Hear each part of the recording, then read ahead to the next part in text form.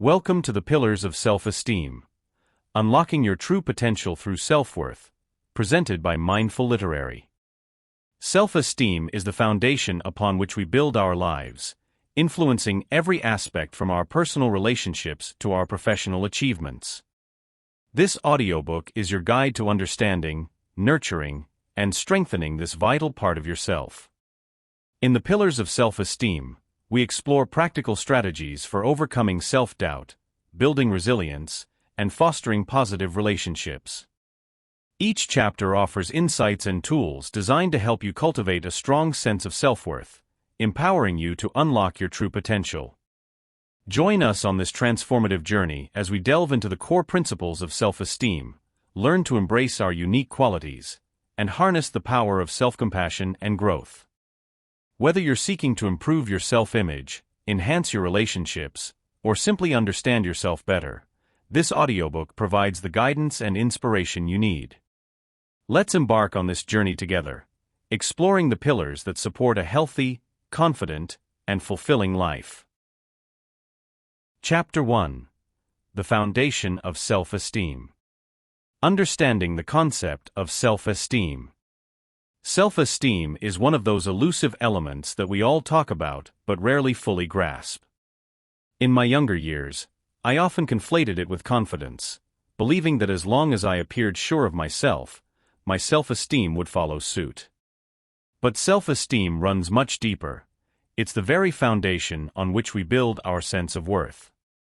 It's not just about believing in your abilities, but fundamentally believing that you matter. I recall a specific turning point in my journey of understanding self-esteem. It was during a seemingly insignificant event, an office presentation. I'd always been confident in my oratory skills, yet on this particular day, the butterflies in my stomach refused to settle. The difference that day wasn't my ability, but my self-worth. I began to recognize that confidence was what I projected outwardly, while self-esteem was what I felt inwardly. This revelation nudged me toward introspection. I started tracing the origins of my shaky self-esteem, uncovering layers of childhood experiences, societal expectations, and personal failures that had intricately woven together to form my internal narrative. Realizing that this narrative could be rewritten was both liberating and daunting. I had to confront deeply ingrained beliefs about myself. Through therapy and self-help literature, I gradually began to rebuild my self-esteem. One significant lesson was distinguishing between external achievements and internal validation. Success at work, praise from peers, or compliments from friends could only carry me so far. True self-esteem emerged when I learned to appreciate myself without these external crutches. Interestingly, as my self-esteem grew, so did my resilience. Setbacks that once crushed my spirit became learning opportunities. I started embracing failures as part of the journey, not as definitions of my worth. This shift didn't happen overnight. It was a gradual process filled with small victories and occasional relapses. I learned to forgive myself, to be kinder and more patient. One of the most powerful exercises in building my self-esteem was positive affirmations. Initially, standing in front of the mirror and telling myself I was worthy felt awkward and insincere. But over time, these affirmations started sinking in, subtly altering my internal dialogue. I found myself less reliant on others' opinions and more attuned to my own. As I continued this journey, an unforeseen change occurred in my interactions with others. Relationships once tinged with neediness transformed into healthier, more balanced connections. I no longer sought validation but instead shared my authentic self, fostering deeper and more meaningful bonds. Self-esteem isn't a destination but a continual journey. Understanding its depths has made me a more resilient person. I've learned that life's challenges can be weathered with a strong sense of self-worth. Each day now feels like a fresh page, an opportunity to reinforce my value independent of external circumstances. As I write this, I'm aware that my journey with self-esteem hasn't concluded. There will be days of doubt and moments of insecurity. Yet, with the tools and understanding I've gained, I face them with a newfound strength and an unshakable belief that I am enough, just as I am. And that, I have realized, is the essence of true self-esteem. Exploring the impact of self-esteem on daily life. From the moment I wake up each day, the level of my self-esteem acts like a silent guide, subtly influencing every decision and interaction. Picture this: an alarm chiming at 6 a.m. My self-esteem nudges me into action, dictating whether I groan and hit the snooze button or leap out of bed, ready to tackle the day. On mornings when my self-esteem is high, I feel like I'm on top of the world, invincible even. I embrace my reflection in the mirror, notice the gleam in my own eyes, and feel a sense of readiness to face any challenge. But on days when self-doubt plagues me, my reflection morphs into a silent critic, pointing out every flaw and imperfection. Work presents another canvas, where self-esteem splashes vivid strokes of influence. In meetings, high self-esteem equips me with courage, allowing my voice to be heard, my ideas to flow freely and assertively. I engage enthusiastically, meeting others' eyes, interpreting nods and smiles as validation. Conversely, on days drenched in low self-esteem, the anxiety monster looms large. I fidget and stutter, interpreting silence as judgment and criticism. Every task feels like an insurmountable mountain, and even praise feels undeserved, transient, like a plume of smoke ready to dissipate at the slightest breeze. Relationships, too, are not immune to the oscillating tides of self-esteem. Whether at home or among friends, high self-esteem makes conversations smoother, laughter more genuine, and connections deeper. I feel secure in expressing my thoughts, love freely, and accept affection without question. On the flip side, low self-esteem wraps me in a cloak of doubt and insecurity, making even simple dialogues fraught with tension. I second-guess compliments, suspect hidden meanings in benign comments, and often wall myself off in self-defense, propagating a cycle of isolation and misunderstanding. Decision-making under the influence of self-esteem can be like navigating a maze. On good days, choices and paths appear clear and straightforward. I trust my judgment, feel confident in the potential of success, and move forward with purpose. However, when self-esteem is in tatters, every decision is a quagmire of doubts. I overanalyze, am paralyzed by fear of failure, and often abandon choices, leaving opportunities unexplored. It's as though a fog surrounds me, erasing the clarity of my usual perspective. It's fascinating, and at times terrifying, to observe how deeply self-esteem penetrates the fabric of my daily life. Recognizing this influence is a step toward understanding and, perhaps, recalibrating those silent forces within. The journey of exploring self-esteem is never straightforward. Some days, resilience triumphs, pushing me to scale new heights. On other days, it's a struggle just to maintain steady ground. But acknowledging this intricate dance is essential. It's a journey we all navigate, shaping the contours of our experiences in ways both profound and subtle. Recognizing the signs of low self-esteem. It was during the early hours of the morning, the kind of time when thoughts unfurl like winding streets and the silence feels almost deafening. I lay in bed, staring at the ceiling, the weight of unspoken fears pressing down on my chest. Self-doubt was like this persistent echo that refused to fade. Every decision, every path I considered taking came with a shadow, a whisper that perhaps I wasn't good enough. That's when I came to understand the first indicator of low self-esteem: relentless self-doubt. It's like trying to hold water in your hands, only for it to slip through the gaps. I saw this in Jenna too. Brilliant, articulate Jenna who, each time she spoke up in meetings, would follow her ideas with a nervous laugh. It almost felt like she was apologizing for having spoken. I remember watching her and feeling a pang of recognition. Her fear of failure mirrored my own. The constant need to self-validate, to seek external approval, became a significant part of daily life. Then there was Aaron, always the first to downplay his accomplishments. Whenever praised, he would shrug it off, attributing his success to luck or timing. It was painful to see someone so talented, so capable, unable to recognize his worth. Relentless self-criticism didn't allow for moments of grace.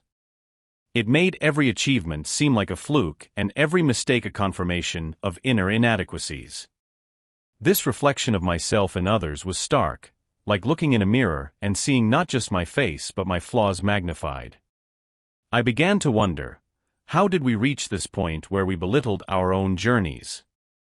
It was then I started searching for ways to break free from this cycle. Understanding the signs of low self-esteem was the first step. Recognizing that every critical thought, every doubt, was not a reflection of reality, but a distorted self-perception. I reached out to Jenna and Aaron one evening.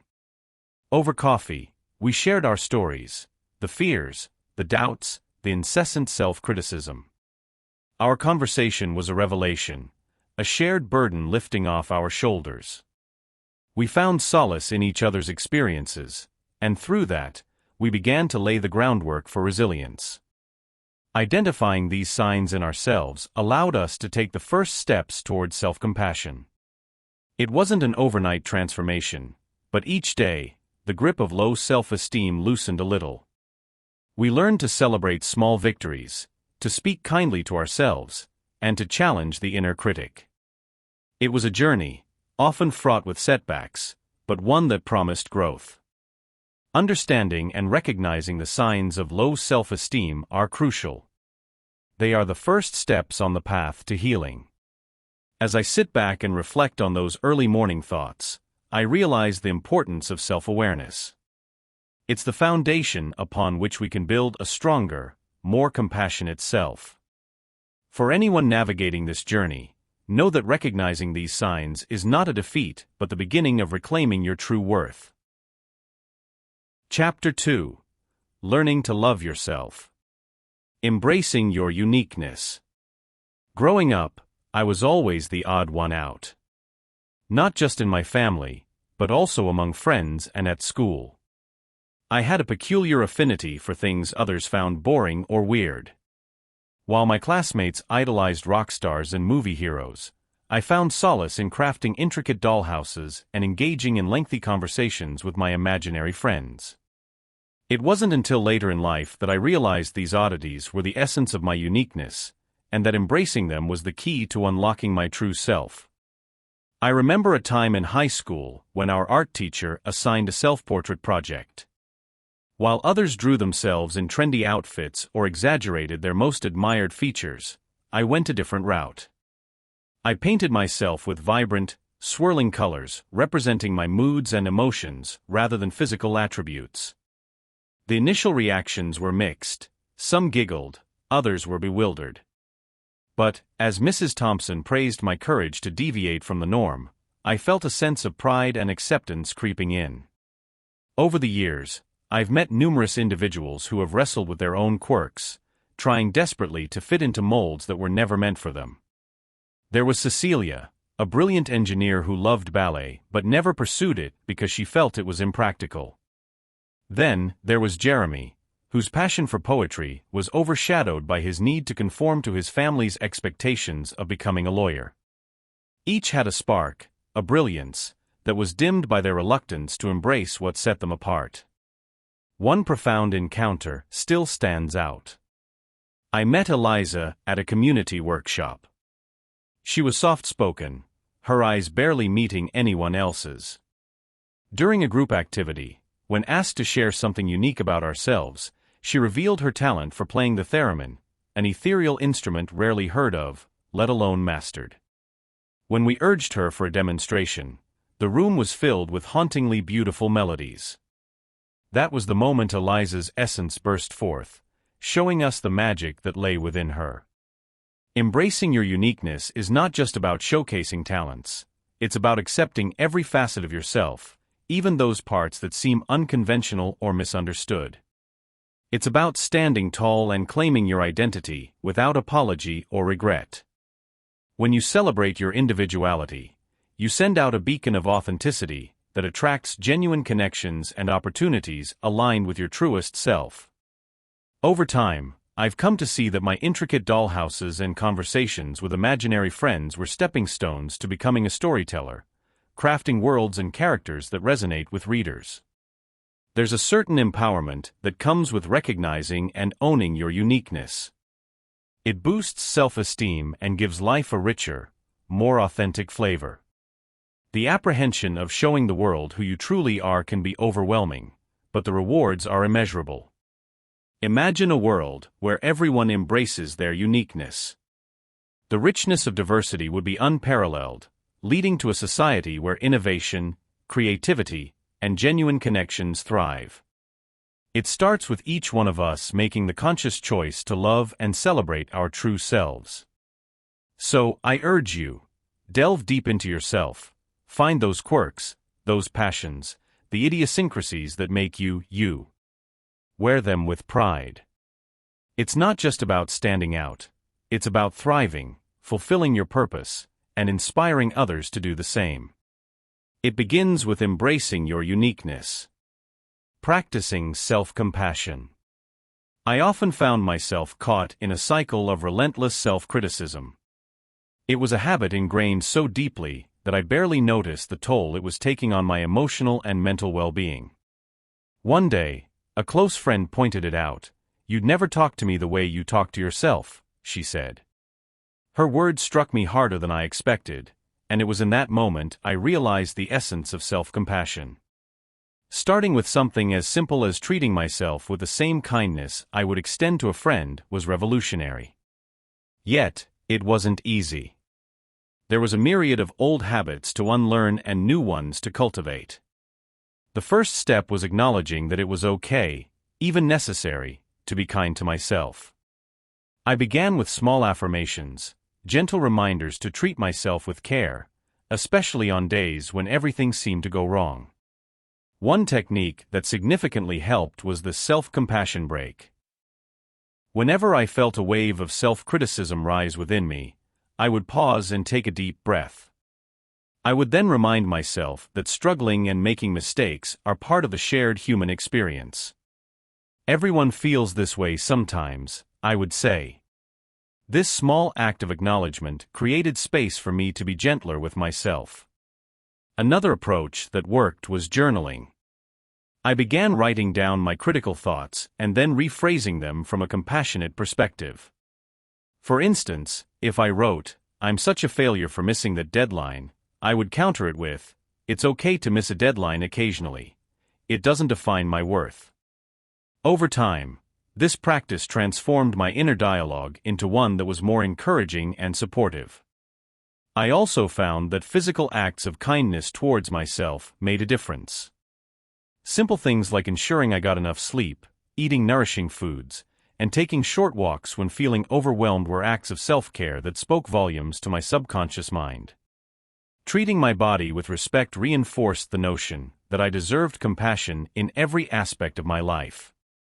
Of course, there were setbacks. Old habits die hard, and there were days when self-criticism seemed easier than compassion. But with persistence and patience, the balance started to tip. I began to notice the moments of self-compassion more vividly, and I cherished those victories, no matter how small they seemed. In sharing my journey, I hope to convey that self-compassion is not an overnight transformation, but a continuous practice. It's about being kind to ourselves even when we stumble and understanding that we deserve the same compassion we offer to others. As I continue on this path, I invite you to join me in this practice. After all, we all deserve a little grace along the way. Cultivating a positive self-image. I remember the time when looking in the mirror was a dreaded task. I would see my reflection and immediately start a mental checklist of everything I perceived as wrong with myself. It was a daily ritual of self-sabotage, an unhealthy habit honed by years of internalizing negativity. The words of past taunts and self-criticisms echoed in my mind, limiting my self-worth. It was during one particularly tough period that I stumbled upon the idea of affirmations. These simple, positive statements seemed too good to be true.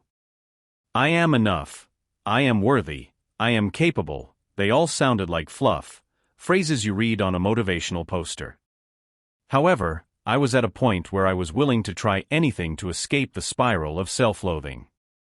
So, I began with one affirmation every morning. I'd look at my reflection and say, I am worthy of love and respect. The first few days were awkward, and the words felt foreign in my mouth. Gradually, though, something started to shift. When I repeated those affirmations, I found that my self-critical thoughts began to soften. It wasn't an overnight transformation, but more of a gradual easing of years-old scars. Building a positive self-image also required adopting healthy habits. I started small, incorporating little changes like taking a walk in the morning, eating more vegetables, and setting aside time for hobbies I enjoyed. These small acts of self-care helped me build a foundation of respect for myself. The more I nurtured my body, the more I began to appreciate it. Positive reinforcement played a huge role in this journey. Surrounding myself with encouraging and supportive people made a significant difference. I consciously distanced myself from those who drained my energy or constantly critiqued me. This wasn't easy. Some of those people had been in my life for years. But I knew that I needed to prioritize my mental health and ensure I was surrounded by positivity. A particularly profound moment came when a close friend shared how my new attitude inspired them. Hearing someone I respected tell me that my journey was making a difference in their life was the kind of reinforcement I never knew I needed. It validated my efforts and spurred me on to continue. Their words became proof that my internal transformation was manifesting externally. The culmination of all these efforts hit me unexpectedly one evening. I found myself looking in the mirror, not to critique, but to admire the person staring back. I saw someone who had endured, grown, and emerged stronger. The affirmations had shifted from awkward mantras to internal beliefs. My healthy habits were no longer chores, but integral parts of my routine. And the positive reinforcement I'd received from my circle had cemented my new self-image. This journey of cultivating a positive self-image was not easy and sometimes felt impossible. However, it transformed my life in ways I could never have imagined. Moving from negative self-perception to empowering beliefs took time, effort, and an incredible amount of patience with myself. Yet, the reward was worth every moment of struggle. I became a person I could love, respect, and most importantly, believe in. And that made all the difference. Chapter 3: Overcoming Self-Doubt. Challenging Negative Thought Patterns. I remember the first time I became aware of just how much my thoughts controlled my world. It was a chill autumn day, and I was sitting in my favorite coffee shop, staring out the window. The leaves fell in a cascade of burnt oranges and deep reds, but my mind was miles away, and not in a good place. I had just received some feedback on a project at work, and it wasn't glowing. My immediate thought was, I failed. I'm no good at this. It was a harsh, critical voice that dominated my inner dialogue, and it colored everything else that day. As I sat there, my coffee growing cold, I began to wonder if this negative perception of myself was really true. My mind wandered back to times when I had succeeded, the many projects that had gone well, the praise I had received. But it was hard to reconcile those moments with the strong negative feelings I had. I realized I was trapped in a vicious cycle of negative thought patterns that seemed almost instinctive. Determined to break free, I started researching ways to combat these thoughts. It began with identifying them. I kept a journal, noting whenever a negative thought popped up. For example, when I thought, I can't do this work, I would write it down. Over time, patterns emerged. I realized my self-doubt spiked in high-pressure situations or when I felt unprepared. Armed with this knowledge, I made a plan. The next step was challenging these thoughts. Whenever a negative thought entered my mind, I asked myself, is this thought true? Often, the answer was no. I would then replace the negativity with constructive thoughts. Instead of I failed, I would think, I can improve and learn from this experience. This subtle shift had a profoundly positive impact on my mindset. One of the most powerful strategies I adopted was the use of positive affirmations. Every morning, I would speak words of encouragement to myself. I am capable. I am resilient. I can handle whatever comes my way. At first, it felt awkward and a bit forced, but over time, these affirmations began to sink in and take root in my subconscious. Slowly but surely, I started to believe them. Another pivotal moment came when I spoke with a close friend about my struggles. She told me about cognitive behavioral techniques she had used to overcome similar challenges. She encouraged me to visualize positive outcomes instead of expecting failure. I gave it a try, often closing my eyes and picturing myself navigating difficult conversations at work with confidence and ease. This visualization made a tangible difference in how I approached my tasks. It wasn't an instantaneous transformation.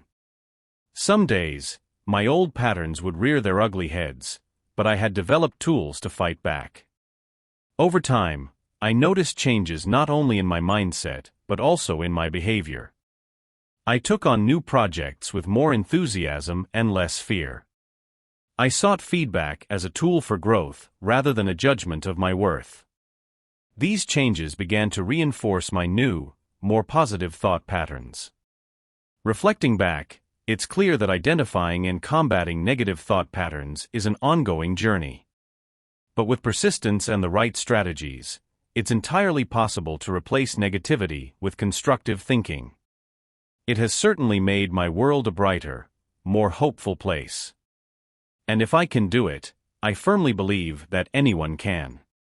Setting realistic goals.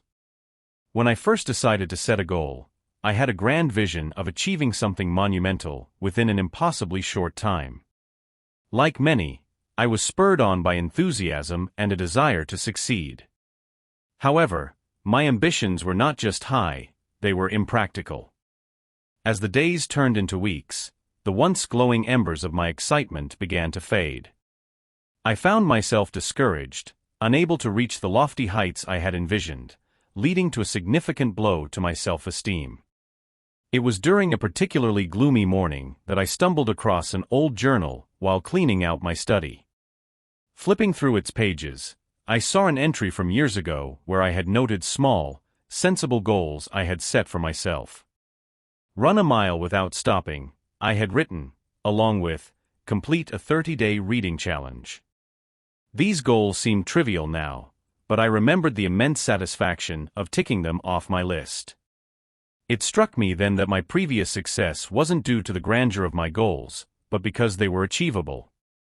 I decided to approach my goal setting anew, with a focus on realism and attainability.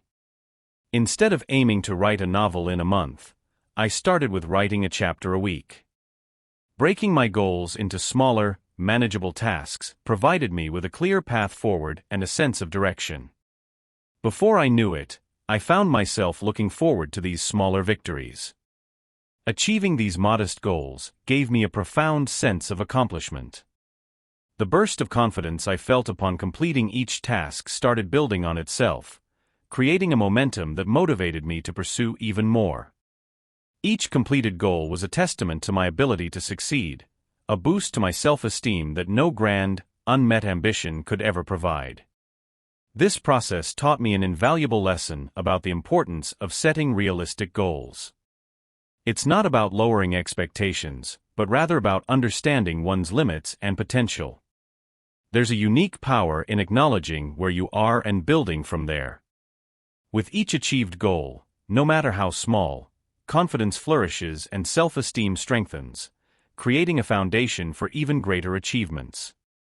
The journey of setting and achieving realistic objectives is an ongoing one, filled with personal growth and transformation. By sharing my experiences, I hope to convey that the most profound accomplishments often come from the simplest and most attainable goals. And as I continue to set more practical goals for myself, I am constantly reminded that it's not the size of the goal that matters, but the continuous and resolute spirit to achieve it. Reframing past failures as learning opportunities. There was a time when I viewed every failure as a damning testament to some inherent flaw within me. The sting of each botched effort and the weight of unmet expectations felt like a chain, dragging me down into a mire of self-doubt and regret. Yet, it was in that very mire that I began to unearth the quiet power of reframing, of transforming the narrative around my failures from one of despair to one of invaluable learning. I recall the first time I truly embraced the idea that my missteps could be my greatest teachers. It was during a project at my first job, where I had been entrusted with leading a team. I was eager, perhaps too eager, to prove myself. Despite my fervor, the project floundered. Deadlines were missed, the team grew disheartened, and the final product fell woefully short of its goals. I was devastated. For weeks, I walked around with what felt like a storm cloud of failure hanging over me. But then, a senior colleague took me aside. "Failures are just opportunities in disguise," they said. "What can you learn from this experience?" Their words stuck with me, urging me to dissect my errors not as a self-flagellating exercise, but as an analytical one. And so, I began to pick apart the project, studying where things went wrong. I realized I had overestimated my initial plan and underestimated the importance of communication. Rather than viewing the failed project as a dead end, I saw it as a map highlighting pitfalls to avoid in the future. Armed with this new perspective, I tackled subsequent projects with a more nuanced approach. Each time I stumbled, I was better equipped to navigate around obstacles. I began to see that the value lay as much in the journey of trial and error as it did in the destination of success. The lessons were countless: the necessity of clear communication, the importance of adaptability, and the value of encouraging team input. Each failure transformed into a stepping stone, guiding my path forward with more clarity and wisdom. This paradigm shift extended beyond my professional life. In personal endeavors, failed relationships, and even in simple daily tasks, I started to seek out the lessons embedded within each falter. I began to ask myself, what can I take from this? How can I grow? Rather than punishing myself for every misstep, I nurtured an ever-evolving library of wisdom gleaned from first-hand experience. I recall the moment this new way of thinking truly solidified for me. I was preparing for a major presentation, one that felt like a culmination of my growth. As I reviewed my notes, the old echoes of self-doubt and fear of failure tried to creep back in. But this time, I greeted them with the lessons I had learned. I embraced the nerves, acknowledging them as part of the learning process. Instead of obsessing over potential failure, I focused on what I could learn, regardless of the outcome. That presentation didn't go perfectly. Far from it. I faltered on a few slides and stumbled over some points. Yet, walking off that stage, I felt a profound sense of accomplishment. The fear of failure had not paralyzed me but rather empowered me to try, to learn, and ultimately, to grow. It was then that I truly understood that reframing past failures as learning opportunities wasn't just a mental exercise, but a foundation upon which resilient success is built. Chapter 4: Building Resilience Through Adversity. Developing Coping Strategies. Life's storms can be relentless. For as long as I can remember, I've been drawn to understanding how we weather these storms. For some, the tempest is external: a job loss, a heartbreak, a sudden illness. For others, it's an internal clash, a persistent whisper of doubt and fear. My journey through these varied challenges has taught me the importance of developing robust coping strategies, little lifeboats I could cling to amidst the waves. One foundational pillar of my coping arsenal has been mindfulness. This practice, which might seem deceptively simple, has provided me with an anchor in turbulent times. There's an undeniable power in pausing, in breathing deeply, in grounding oneself to the present moment. I recall a particularly tempestuous period when it felt like the world was closing in on me. Everything was a blur. My thoughts raced painfully, outpacing my ability to process them. In those moments, I began to cultivate a habit of sitting still for at least 5 minutes a day, focusing solely on my breath. Gradually, this simple practice began to pull me back from the brink, creating pockets of calm in the chaos. Another strategy that's held me firm is physical exercise. Not so much for the physical benefits, though those are undeniable, but more for the mental clarity it brings. I remember an exceptionally difficult period at work where every misstep felt magnified. Stress had become my constant companion. During these trying times, running became my sanctuary. The repetitive act of putting one foot in front of the other, of feeling my heart pound and my breath quicken, would transport me away from my worries, if only for a moment. The rhythm gave my chaos-stricken mind a semblance of order, and each run felt like reclaiming a small piece of my sanity. When it comes to emotional support, few things compare to the solace found in human connection. During one of the darkest phases of my life, a series of significant personal losses, I found refuge in my friendships. I didn't need solutions or advice. I simply needed someone to listen, to acknowledge my pain. Reaching out to close friends and family, sharing my burdens without the fear of judgment, was a major step in my healing. It reminded me that I wasn't alone, that others had traversed similar paths and had come out stronger. This sense of shared experience, of collective resilience, was immensely comforting. Creativity has also been a vital outlet for me. Writing, in particular, became a way to navigate through my internal labyrinth. There's a certain magic in transforming abstract emotion into concrete words. Whether it was journaling my thoughts or creating fictional stories, writing allowed me to externalize my experiences, to gain perspective, and often, to find meaning in the madness. One of the most profound experiences was writing letters to my future self. It felt a bit odd at first, but these letters became a dialogue across time, a way to remind myself of my strength and resilience when I needed it most.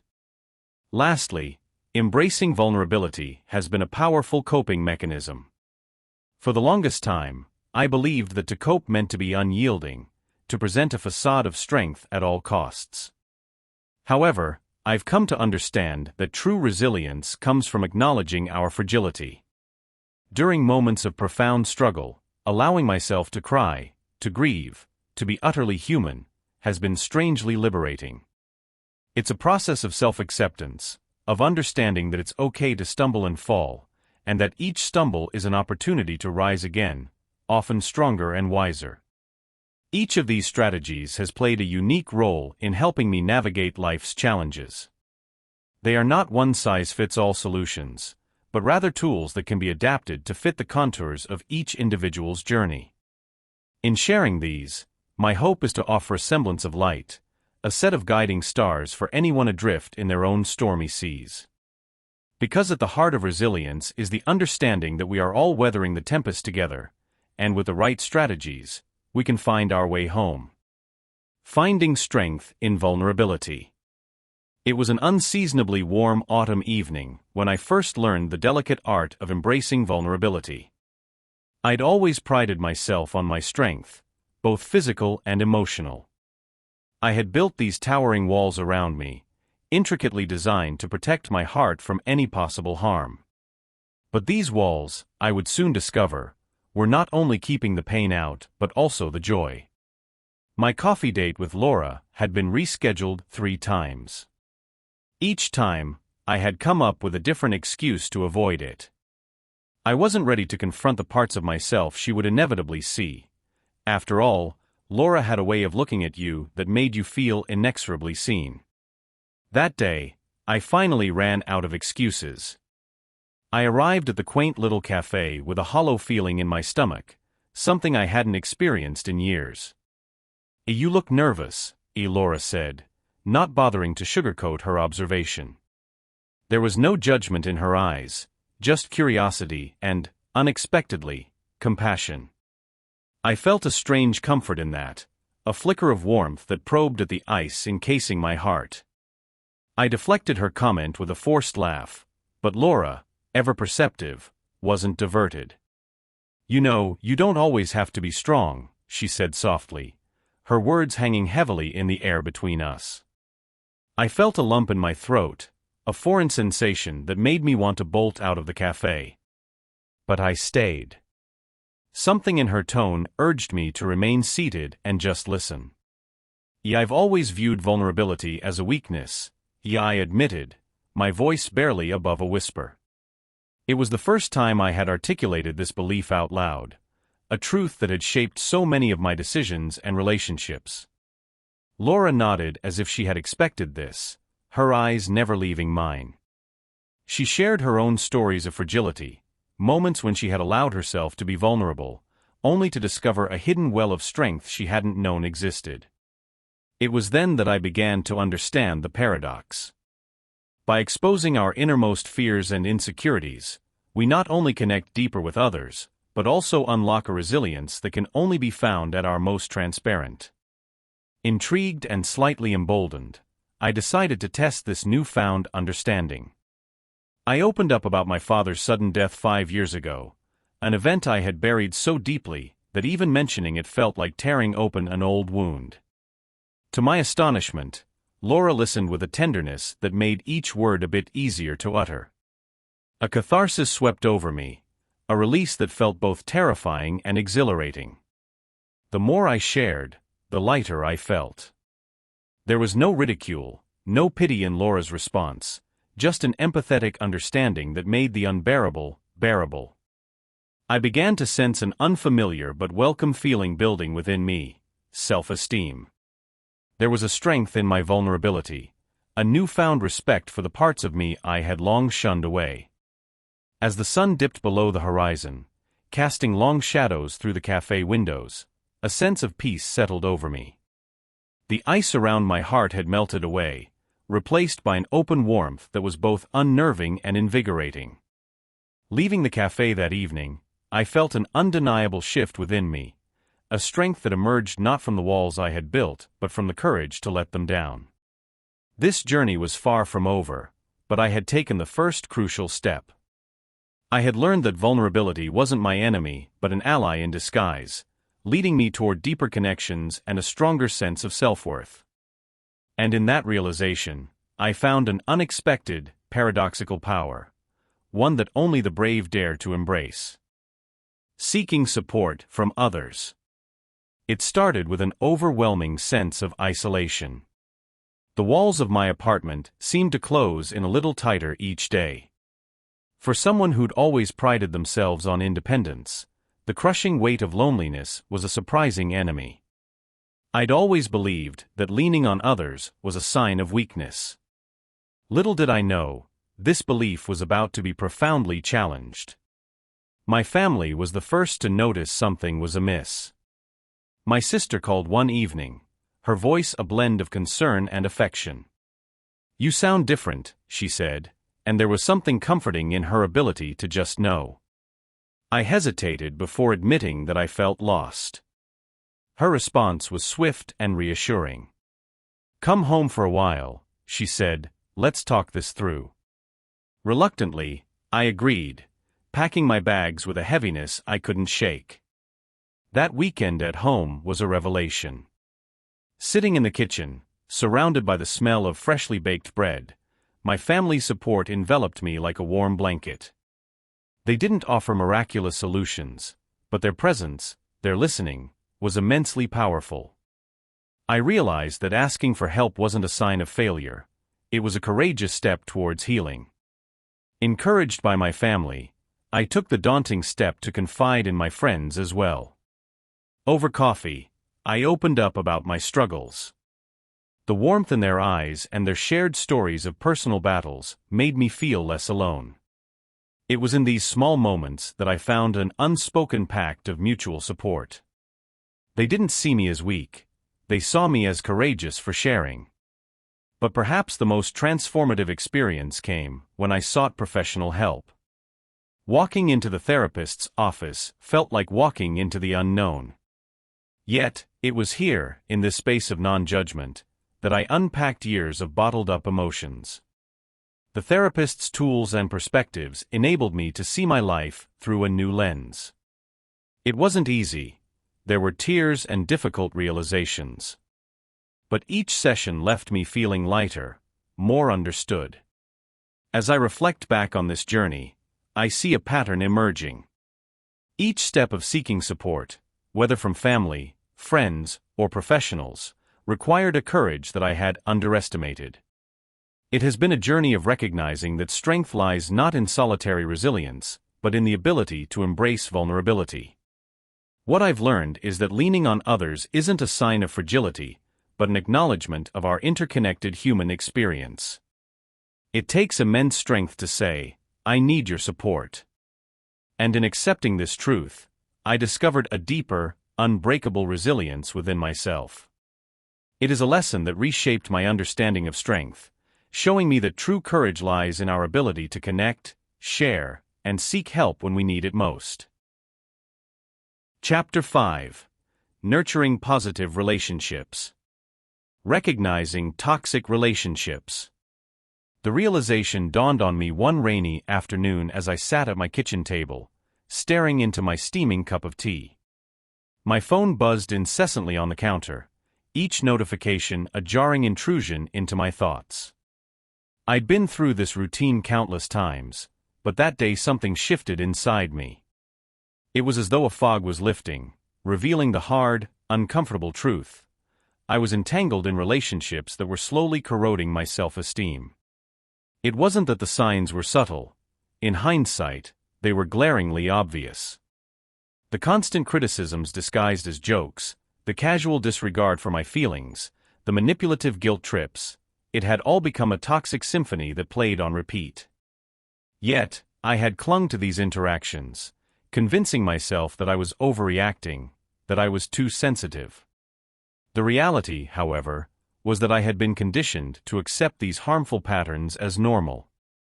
My mornings would start with a sense of dread, anticipating the barrage of negativity that would come my way. Conversations felt like minefields, each word carefully chosen to avoid setting off an emotional explosion. The weight of these relationships hung over me like a thundercloud, casting long shadows over my sense of self-worth. I began to notice how much I edited myself to avoid conflict, how I prioritized their comfort over my own needs. The person I saw in the mirror was a mere shadow of who I once was. The turning point came when I started to distance myself, inch by painful inch. It wasn't easy.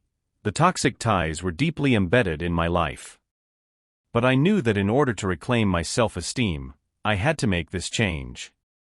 I began by setting boundaries, small at first, declining invitations that made me uncomfortable, speaking up when I felt disrespected. It felt like learning to walk again, wobbly, uncertain, but necessary. The more I practiced, the stronger I became, and the more I started to recognize my own value. One particular evening stands out in my mind. I was scrolling through social media, procrastinating on addressing yet another conflict. A post by a psychologist caught my eye. "You teach people how to treat you by what you allow." It felt like a jolt to my system. Each time I permitted the toxic behavior, I was giving it power. With a deep breath, I took a decisive step. I unfollowed, unfriended, and deleted contacts that brought more harm than joy. It was as though a weight had been lifted from my shoulders. The aftermath wasn't without its challenges. There were moments of loneliness, doubt, and guilt. Friends and family didn't always understand my choices, and I often second-guessed myself. But as time went on, I noticed a profound difference. The air seemed lighter, my sleep more restful, and my laughter genuine. I reconnected with hobbies that brought me joy, and slowly, my confidence began to rebuild. The voice in my head that once echoed with criticism and self-doubt grew quieter, replaced by a kinder, more supportive inner dialogue. Recognizing and addressing toxic relationships was not a quick fix, it was a journey of self-discovery and healing. It taught me the importance of surrounding myself with people who celebrate my strengths and support my growth.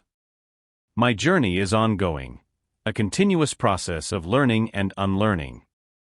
But with each step forward, I cultivate a life that honors my well-being and bolsters my self-esteem. Setting boundaries. Growing up, I always struggled with saying no. Maybe it was the desire to please everyone around me or the sheer discomfort of confrontation, but the word rarely escaped my lips. Instead, I found myself constantly overcommitting, drained, and feeling resentful. It took years for me to realize the importance of setting boundaries, and how significantly it could impact my emotional and mental well-being. My first breakthrough moment came during my final year of university. One evening, as I was buried under a mountain of assignments, my phone buzzed with yet another party invitation. The people-pleaser inside me reeled at the thought of declining, but the weight of assignments and lack of sleep begged otherwise. After much internal battle, I mustered the courage to politely decline. "I have too much on my plate tonight," I texted back, almost wincing at my honesty. To my surprise, the world didn't crumble. Instead, I felt an immediate sense of relief. My friends understood, and some even admitted they were relieved someone else had spoken up. That small act of saying no was a powerful lesson. Boundaries speak volumes about our priorities and self-respect. Over the years, different situations tested my boundaries. At work, I remember being asked to stay late frequently, which began to encroach upon my personal time. My initial instinct was to comply, proving my dedication. But with the memory of my university experience, I decided to set clear professional boundaries.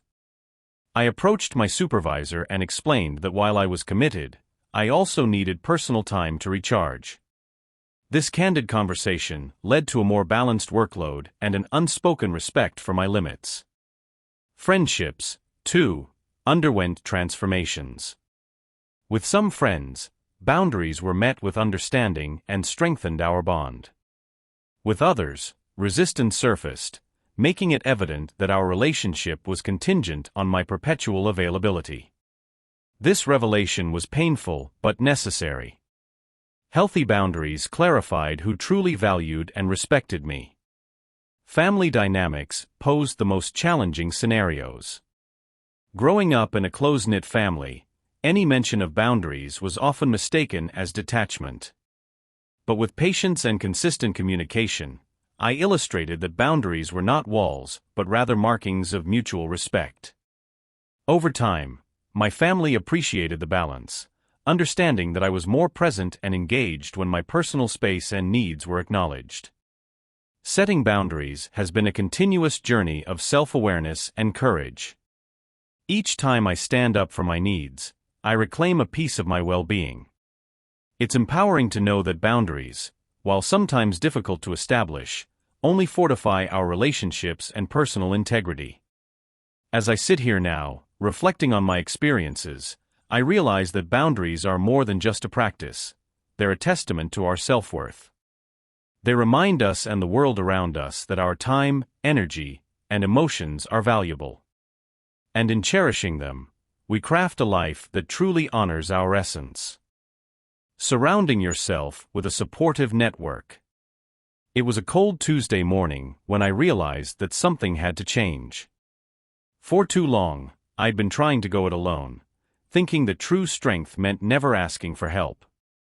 My self-esteem had taken a beating, each step forward feeling like a slide back into insecurity. Somehow, I needed to find a new way, a better way. That was the day I called Sarah. Sarah, with her infectious laugh and unwavering optimism, had always been a distant friend, a presence on the periphery of my life. This time, I let her in. The first coffee date with Sarah was not just a pleasant break from my routine, it was a revelation. As she peppered our conversation with positivity, I could feel something inside me begin to shift.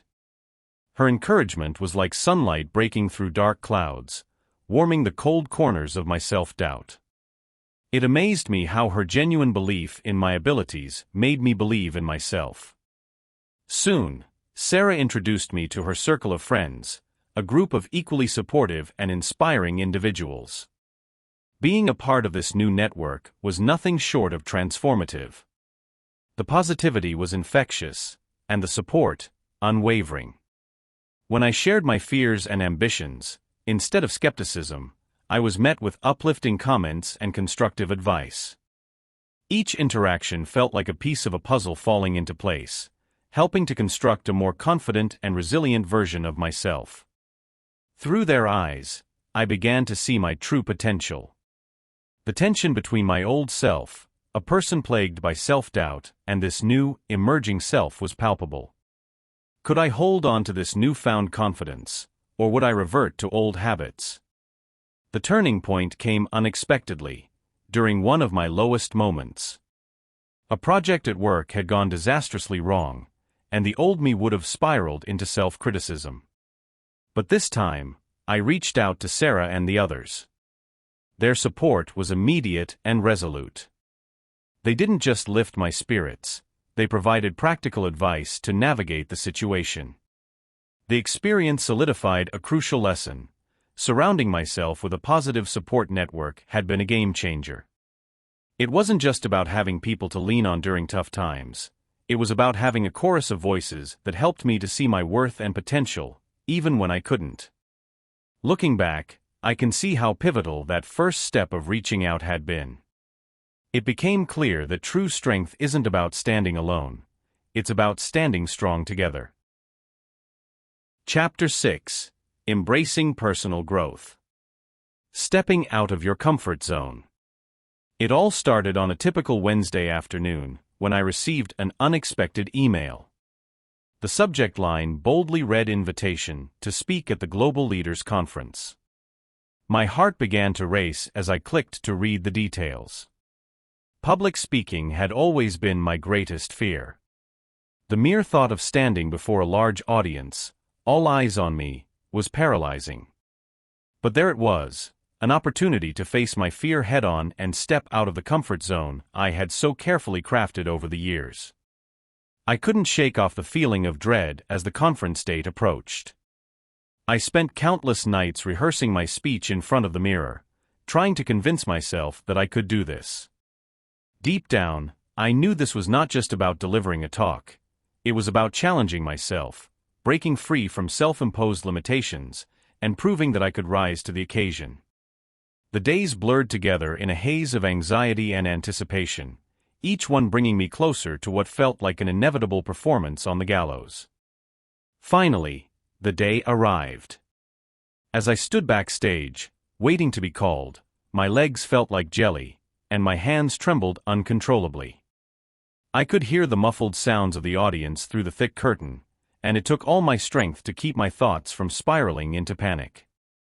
Then, my name was announced, and there was no turning back. I stepped onto the stage, the bright lights blinding me for a moment. The room fell silent, and I took a deep breath, feeling a rush of adrenaline that somehow steadied my nerves. As I began to speak, I felt the knots in my stomach loosen. My voice, shaky at first, grew stronger with each word. I looked around the room, locking eyes with several audience members, their expressions encouraging and supportive. It dawned on me that they were not here to judge, but to listen and learn. The fear that had once seemed insurmountable started to dissipate, replaced by a growing sense of confidence and clarity. By the time I finished, the room erupted in applause. The weight I had been carrying for weeks lifted, and I felt an overwhelming sense of accomplishment. This experience had taught me a valuable lesson. Stepping out of my comfort zone was not only necessary for growth, but also incredibly empowering. It revealed strengths I didn't know I had and opened doors to new opportunities and experiences.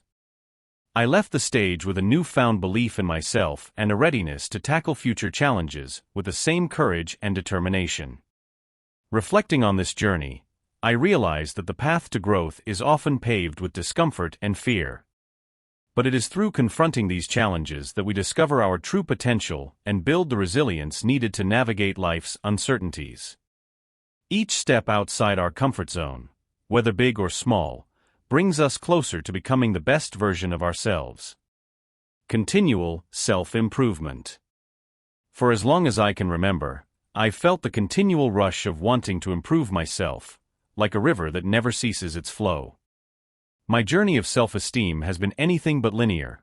Rather, it's been a winding path with numerous challenges that have tested my resilience and pushed me beyond my comfort zones. Over the years, I've come to understand that self-esteem isn't a destination, but an ongoing journey. Much like a plant that needs regular watering and sunlight to thrive, our sense of self-worth requires consistent effort and attention. This realization has transformed the way I approach life, turning every day into an opportunity for growth and self-improvement. One of the pivotal moments in my journey was when I decided to commit to regular self-reflection. I began journaling daily, jotting down my thoughts, feelings, and goals. This ritual became a mirror, allowing me to see myself clearly and understand my strengths and weaknesses. It wasn't easy at first.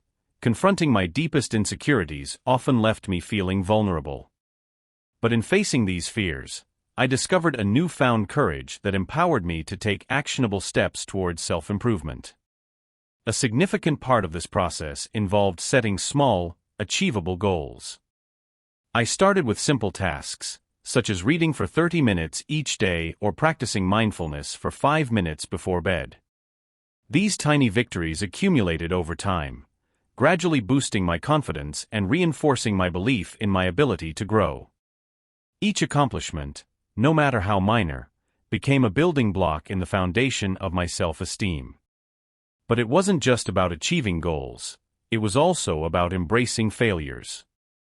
I learned to see setbacks not as reflections of my worth, but as opportunities for growth. There were times when I failed spectacularly, moments that left me questioning my capabilities. Yet, with each failure, I dug deeper within myself to find the strength to try again. It was in these moments of struggle that I discovered the true depths of my resilience. Another crucial element in my journey was seeking out and embracing new experiences. Stepping outside my comfort zone became a mantra.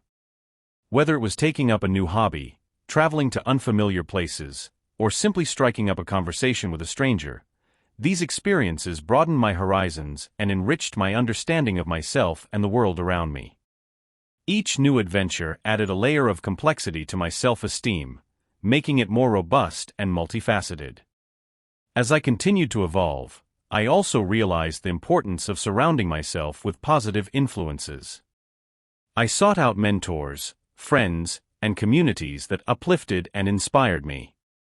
Their support and encouragement became the wind beneath my wings, propelling me forward on my journey of self-improvement. The more I committed to this path, the more I became attuned to the power of continual growth. It dawned on me that self-improvement isn't a solitary endeavor. It's a dynamic, ever-changing process that requires us to adapt, learn, and grow with each passing day. My journey is far from over, and I am excited to see where it will lead me next. Every step I take, no matter how small, brings me closer to becoming the best version of myself. In committing to this lifelong journey, I have come to cherish the process itself. The act of striving, of constantly seeking to better myself, has become its own reward. It is a journey filled with challenges and triumphs, a testament to the resilience and potential that lies within us all.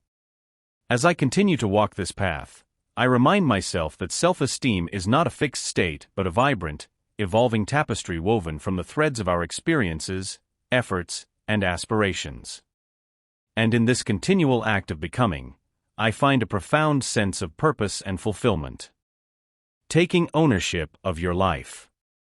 For years, I had floated through life, like a leaf caught in the currents of a river, never fully understanding where I was headed or why.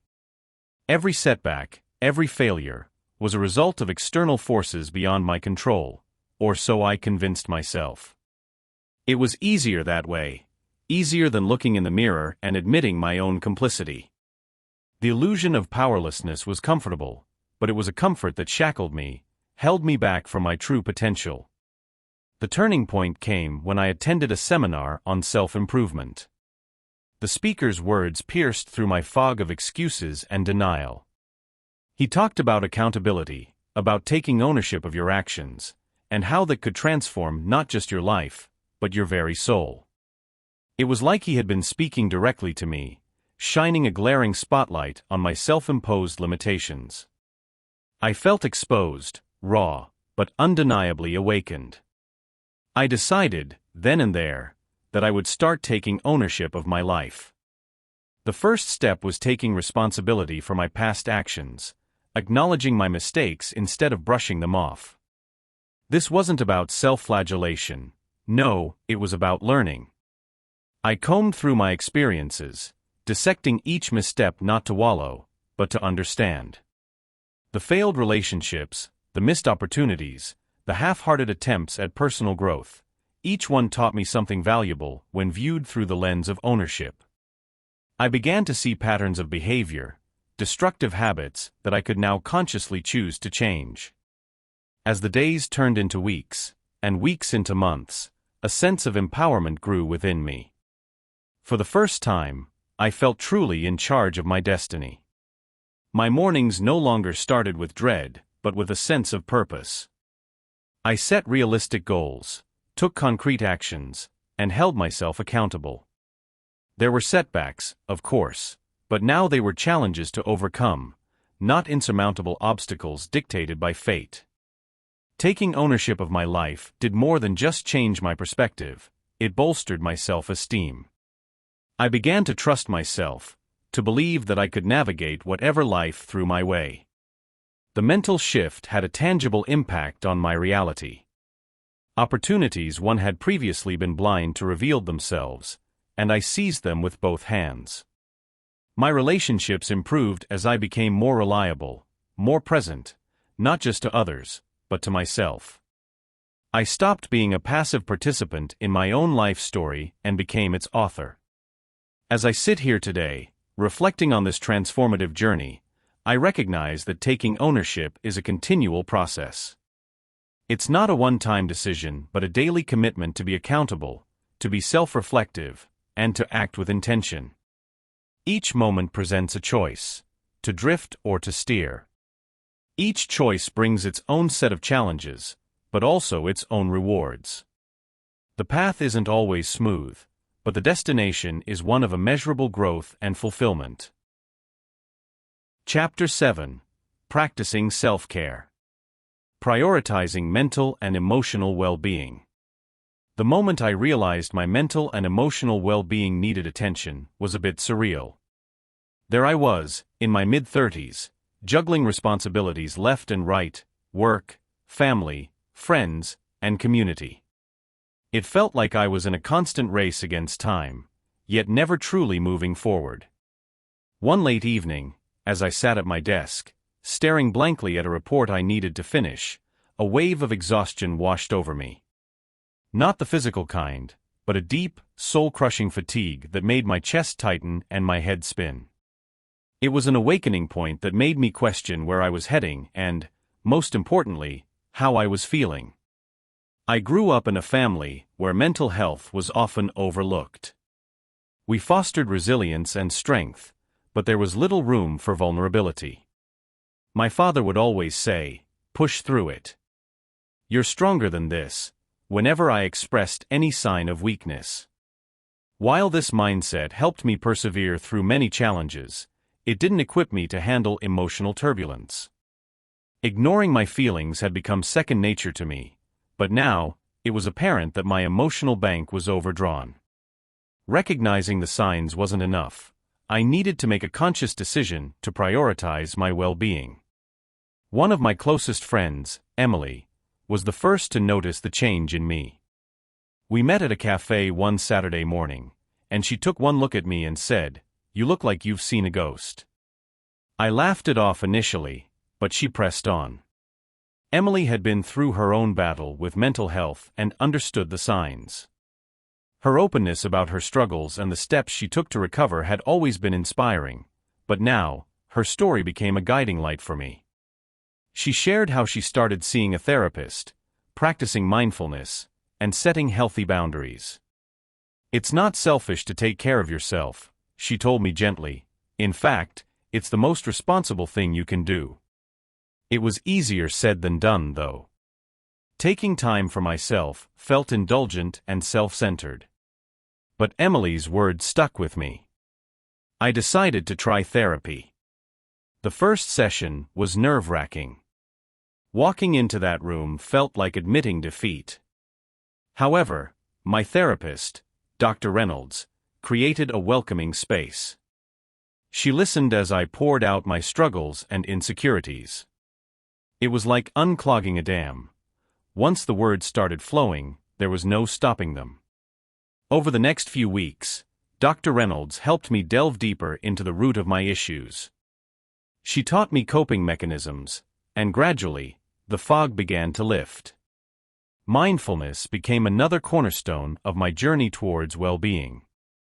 I started with simple meditation exercises, just 5 minutes a day. Sitting in silence, focusing on my breath, and letting go of the incessant worries felt incredibly liberating. Over time, those 5 minutes turned into 15, and I found myself craving that quiet time. It became a sanctuary where I could reconnect with myself. Setting boundaries was perhaps the most challenging but transformative part of the process. Learning to say no without guilt was like shedding an old skin. I needed to communicate my needs clearly to those around me, which wasn't always received well initially. But as I stood my ground, I found that people began to respect my boundaries. It was empowering. The benefits of prioritizing my mental and emotional well-being were profound. My relationships improved, my productivity at work increased, and I found joy in simple pleasures again. I became more present with my family, my sleep quality improved, and that constant feeling of being overwhelmed faded into the background. Most importantly, I felt like myself again, not just a version of me running on autopilot. As I sit here today, reflecting on this journey, I realize that prioritizing well-being isn't a one-time decision but an ongoing commitment. It's about recognizing our worth and giving ourselves the love and care we deserve. Yes, life will always have its challenges, but by putting our mental and emotional health first, we equip ourselves to navigate those challenges with grace and resilience. If there's one message I hope you take away from my story, it's that investing in yourself is the best decision you can make. You matter. Your well-being matters. And when you prioritize it, everything else in life starts to fall into place. Engaging in activities that bring joy. There's magic in identifying and engaging in activities that bring joy. The simplicity of discovering what lifts my spirits transformed my outlook on life. I remember the first time I consciously sought fun, deliberately choosing to do something simply because it made me happy. It was like finally switching on a light I never realized was off. One crisp morning, I decided to explore photography. With the camera in hand and no specific destination, I wandered through the city. The world morphed into a canvas filled with endless possibilities. Each click was a small victory, capturing fleeting moments of beauty. This seemingly trivial hobby unearthed an unexpected wellspring of joy and boosted my self-esteem. Creativity flourished, and I felt more alive. Then came my venture into cooking. The idea of transforming raw ingredients into delicious dishes fascinated me. It started with simple recipes, pasta, stir-fries, then more complex creations like soufflés. The kitchen became my sanctuary. Here, measuring, chopping, and stirring melted away stress. The process was therapeutic, and the satisfaction of mastering a dish was incredibly rewarding. Sharing these meals with loved ones only deepened this joy, fostering connections that further enriched my soul. The surprising turning point, however, was dancing. During a rather mundane evening, an upbeat song played, and I found myself moving to the rhythm. For a moment, I let go of self-consciousness and allowed the music to guide me. Joining a dance class had always intimidated me, but that night, I courageously signed up for salsa lessons. Each dance session, the beats, the twirls, and the camaraderie with fellow dancers recharged my spirit. The joy was contagious and unparalleled. In these activities, I found more than just entertainment. They became pillars of my well-being, reinforcing my self-worth. Whether capturing a beautiful sunset, savoring a homemade meal, or dancing the night away, these joyful endeavors rebalanced my life. They didn't just fill time, they added profound value and meaning. Surprisingly, these activities often led to serendipitous moments. Meeting like-minded people, discovering new interests, and rediscovering old passions became frequent occurrences. It was as if the universe conspired to sprinkle unexpected delights whenever I engaged in what I loved. The joy multiplied, transforming into a deep-seated contentment that permeated every aspect of my existence. Yet, in the back of my mind, a question lingered. Was there a joy, a passion yet undiscovered that could elevate my life even further? This thought fueled an unending quest within me, a motivation to keep exploring, to keep seeking the little things that can make a significant difference. And so, the pursuit of joy continues, full of promises and surprises that just might be around the next corner. Setting aside time for relaxation and rejuvenation. After years of blocking off my calendar with endless tasks, appointments, and responsibilities, I've come to understand the irreplaceable value of setting aside time for relaxation and rejuvenation. It's more than just kicking back on a Sunday afternoon or scheduling a week-long vacation. It's a consistent practice that nourishes the spirit. My personal journey to finding balance began with simple changes. I start my day with a quiet moment, savoring a cup of tea while allowing myself to slowly wake up.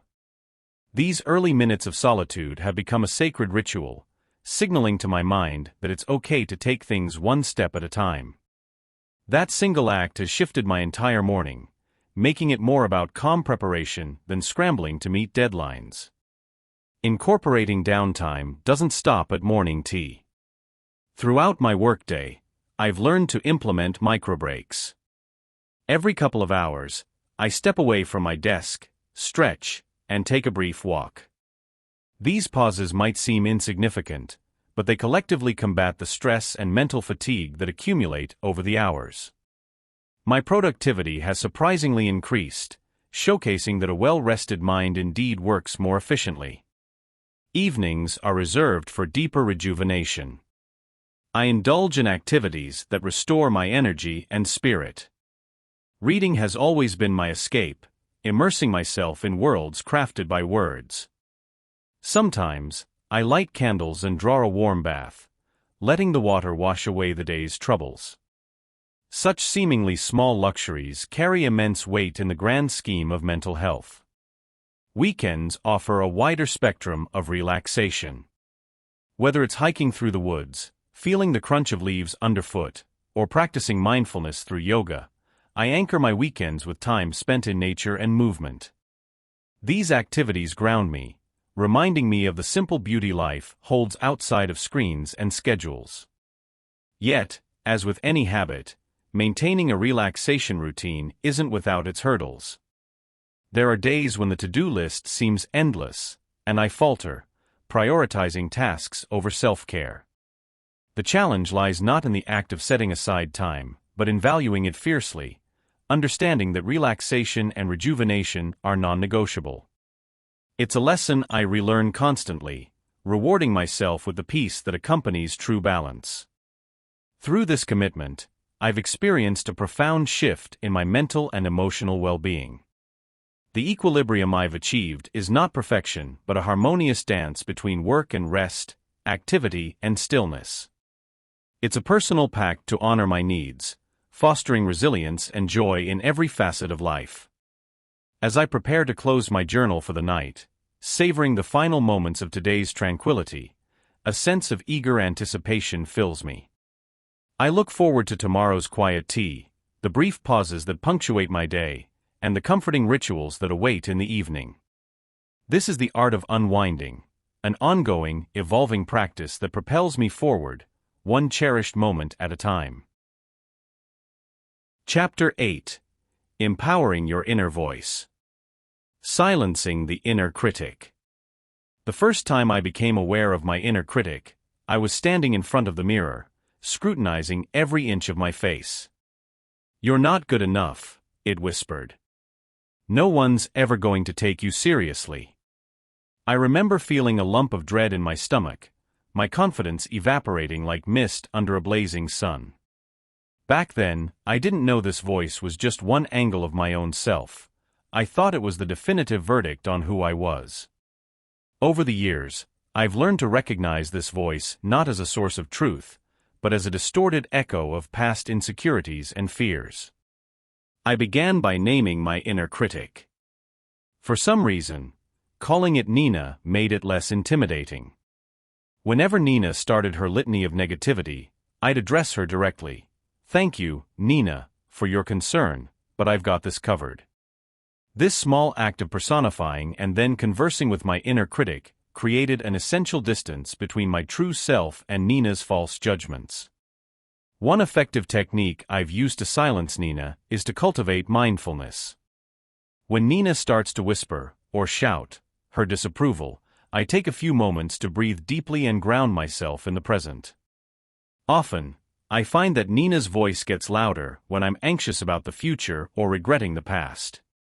By refocusing on the now, I can gently mute her concerns.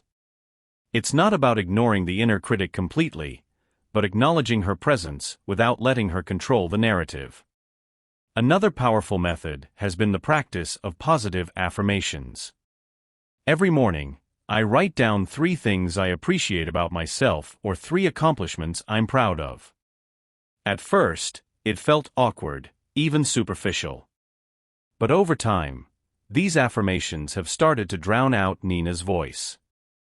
I've noticed a subtle shift within me, a growing reservoir of self-compassion that leaves less room for self-criticism. Lastly, surrounding myself with supportive people has been crucial. Friends and mentors who remind me of my worth serve as a counterbalance to Nina's negativity. When my inner critic becomes too loud, I reach out to those who love and believe in me. Their affirmation and understanding provide a mirror far more accurate than the distorting lens of my inner critic. As I've made these practices habitual, I've found Nina's voice growing fainter. It's not that she's disappeared entirely. Nina still shows up when I'm stepping into the unknown or facing a particularly daunting challenge. But now I meet her with tools and techniques that help me untangle her critiques from my reality. Quieting the inner critic is a lifelong journey, but each day I feel a bit more equipped, a bit more confident, and a lot more compassionate towards myself. Affirming self-worth. As the early morning sunlight crept through the window, it gently nudged me awake. Another day, another battle with a reflection in the mirror.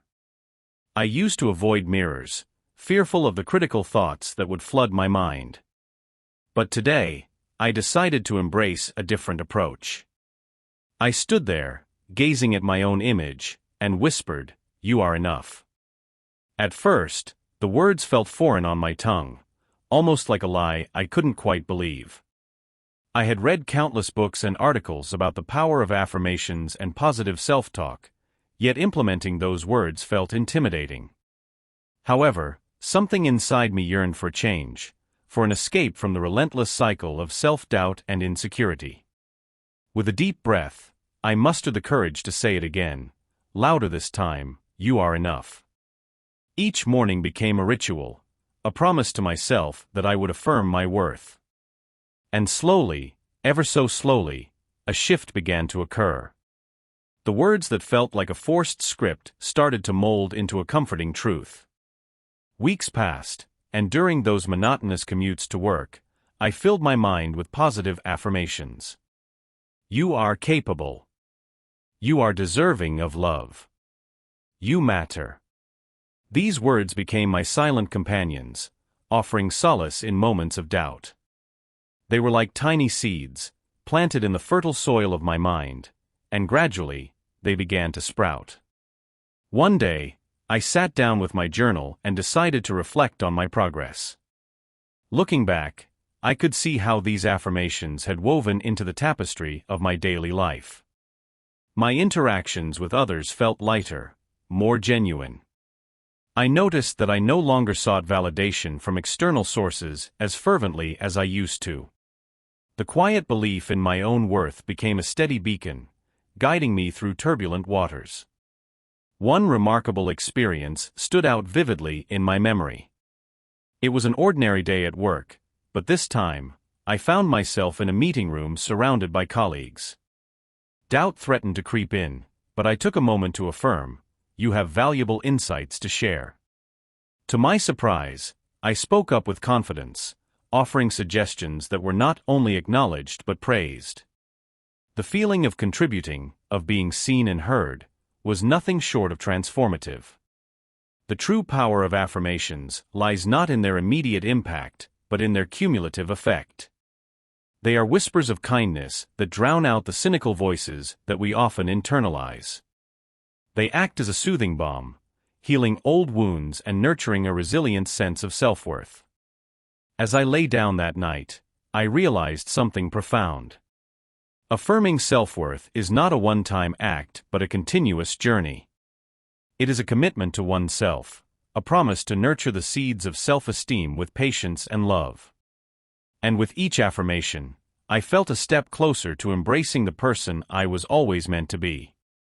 With the moon casting its tranquil light, I whispered one last affirmation before sleep took over: "You are worthy of everything good in life." And in that moment, I truly believed it. Embracing self-empowerment. For years, my life seemed like a meticulously scripted play, each act directed by everyone but myself. The expectations of society, family, and even friends were the string pullers of my every action. It wasn't until a brisk autumn morning when everything appeared to pause, that I realized how tightly wound I had been, maneuvering in a world that never felt quite like my own. My journey toward self-empowerment began there, on a park bench amidst golden leaves, with a silent vow to rewrite my script. Taking control of my own path started with small, deliberate steps. The first was acknowledging my authenticity, recognizing that I don't have to conform to the prescribed roles I had been playing. This realization felt like shedding an ill-fitting coat, liberating and a little uncertain. Every day, I committed a few moments to reflection, asking myself what I truly wanted, free from external voices. Another pivotal step was re-evaluating my goals. I learned to distinguish between aspirations that were truly mine and those inherited from the expectations around me. This process was akin to decluttering a cluttered attic, dusting off and discarding ambitions that no longer served me.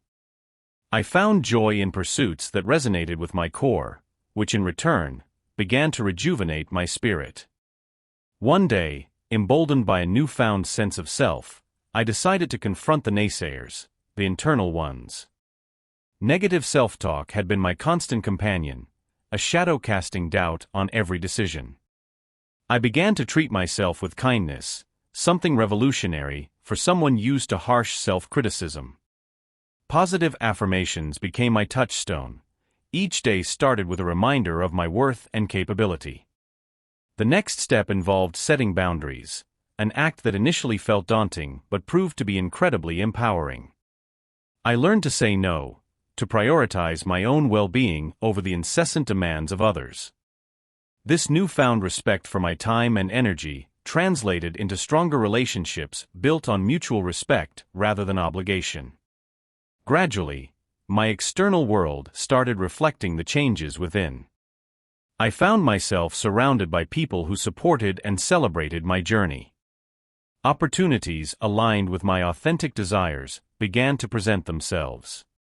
It was as if the universe had been waiting for me to step into my power before it could open the floodgates to abundance. As I sit here, penning down my experience, I feel a serene confidence I once thought was reserved for others. I now understand that self-empowerment is not a destination but a continuous journey, a daily commitment to honor one's true self. And in this ongoing expedition, I invite you, dear reader, to embark on your journey towards embracing your power. Each small step you take is a testament to your courage and an affirmation of your limitless potential. As the sun dips below the horizon, the sky ablaze in hues of purple and gold, I am reminded that every ending heralds a new beginning. This moment, like any other, holds the promise of transformation. Taking control of your life is an ever-evolving dance, and the rhythm is uniquely yours to create and follow. Embrace it. Own it. Empower yourself, and watch the world transform in the glow of your newfound light. Chapter 9. Cultivating confidence in your abilities. Celebrating achievements big and small. Last night, I placed an order for a small, personalized cake. Adorned with tiny edible figurines that symbolized various milestones, it was a simple yet profound way to honor a year of overcoming obstacles both large and small. That cake was not just a dessert, it was a testament to perseverance, a symbol of each small step contributing to a significant leap. There was a time when I would dismiss the idea of celebrating minor victories. What's the point? I'd think. The moments were often overshadowed by a relentless pursuit of bigger achievements, leaving little room for appreciating the nuances of everyday success. It wasn't until I recognized the power in acknowledgement that everything began to change. I remember the day vividly. It was a rainy Tuesday, I think. I had just finished a grueling work project that, admittedly, felt like climbing Mount Everest in flip-flops. Though it wasn't the capstone of my career, it was the most challenging thing I had tackled that month. My friend, who always had a knack for turning everyday happenings into mini-celebrations, pulled me aside and suggested we celebrate. Initially, the suggestion felt absurd. But we ended up grabbing a cup of coffee, and he surprised me with a small cupcake topped with a single candle. As I blew out the candle, a tiny but meaningful sense of triumph filled the air. That tiny celebration planted a seed within me, a seed that eventually grew into a new perspective. Every achievement, no matter how small, warrants recognition. Fast forward to more recently, I began a routine of jotting down my daily accomplishments, no matter how mundane they seemed. Whether it was completing a workout, cooking a complicated meal, or even just handling a difficult conversation at work, I would write it down and allow myself a moment to appreciate it. These entries became a journal of victories, a confidence-boosting scrapbook I could turn to whenever self-doubt crept in. Personal initiatives like these skyrocketed my self-esteem. For instance, when I signed up for a local marathon, each practice run was an event unto itself. I didn't wait until the race day to celebrate. Rather, I punctuated my progress with small rewards, a new pair of running socks, a high five from a fellow runner, or a refreshing smoothie after a good run. By race day, I already felt like a champion, regardless of my finishing time. Celebrating small wins has changed not only how I view achievements, but also how I approach my goals. During a job hunt, for example, I reframed the usually demoralizing process into a series of triumphs. Each cover letter sent out, every interview invitation, and even the polite rejection emails became indicators of progress. They weren't setbacks, they were steps forward. Treating them as such made the eventual job offer feel like the harmonious climax to a symphony of smaller, beautiful notes. As I look at the cake again, I realize that each figurine meticulously placed on top encapsulates a narrative of hard work, perseverance, and a willingness to savor the journey just as much as the destination. This new habit of recognizing and celebrating achievements has done more than build my self-esteem. It has reshaped my understanding of success itself. In celebrating both the big and the small, I've discovered the richness that exists within the journey, making each moment worth savoring. The rain outside has stopped, and a glimmer of sunlight filters through the window. Today, I will share the cake with friends and loved ones, each bite a reminder that in the mosaic of life, no triumph is too small to celebrate, no milestone too insignificant to honor. With every tiny victory celebrated, my confidence solidifies, painting a vibrant picture of a life lived truly and fully. And that, I believe, is worth celebrating. Developing a growth mindset. When I first heard about the concept of a growth mindset, I was a bit skeptical. It sounded like one of those buzzwords that mean everything and nothing at the same time. However, as I delved deeper into the idea, I realized how much it resonated with my own experiences and struggles. For a long time, I had viewed my abilities and intelligence as fixed traits. I believed that there was a ceiling to what I could achieve, and once I hit it, there was no point in trying to go further. Adopting a growth mindset didn't happen overnight. It began with small, almost imperceptible shifts. I started to notice when I was thinking in a limiting way and challenged those thoughts. Gradually, I replaced thoughts like "I can't do this" with "I can't do this yet." The word "yet" became a powerful ally, opening doors that had previously seemed locked. This transformation opened up new opportunities for me. For example, I had always avoided learning new skills that I thought were beyond my capabilities. With a growth mindset, I took up coding, a field I had long admired but never dared to pursue. The process was challenging, fraught with moments of frustration and self-doubt. But each small victory, each line of code that worked, reinforced the belief that I could grow and improve. The most significant change happened in my professional life. I began to see challenges as opportunities for growth rather than threats to my competence. My willingness to tackle difficult projects led to recognition and new responsibilities at work. I became more resilient, bouncing back from failures with renewed determination rather than retreating into a shell of self-pity. This shift didn't just strengthen my resolve, it reshaped my entire worldview. I started taking risks, both big and small, and found that many of the barriers I had perceived were nothing more than figments of my own limiting beliefs.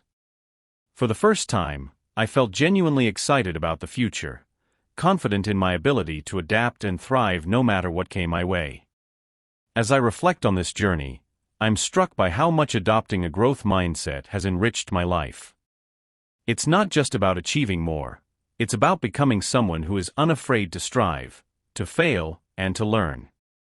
And that mindset, more than any single accomplishment, is what I believe will carry me forward into a future brimming with possibilities. Taking on new challenges with courage. Ever since I was a child, the thrill of facing new challenges always intrigued me. There was something inherently exhilarating about stepping into the unknown, armed with nothing more than courage and determination. I remember the first time I faced a significant challenge head-on. I had just graduated from college, and a job opportunity arose that seemed far beyond my current skills and experience. Despite my doubts, a little voice inside me urged, "Go for it." Taking the plunge was terrifying. Every day felt like walking a tightrope, balancing between success and an inevitable fall. Yet, with each task completed and each milestone reached, my confidence grew. There were days when I questioned my abilities, but pushing through those moments of self-doubt provided an unexpected boost to my self-esteem.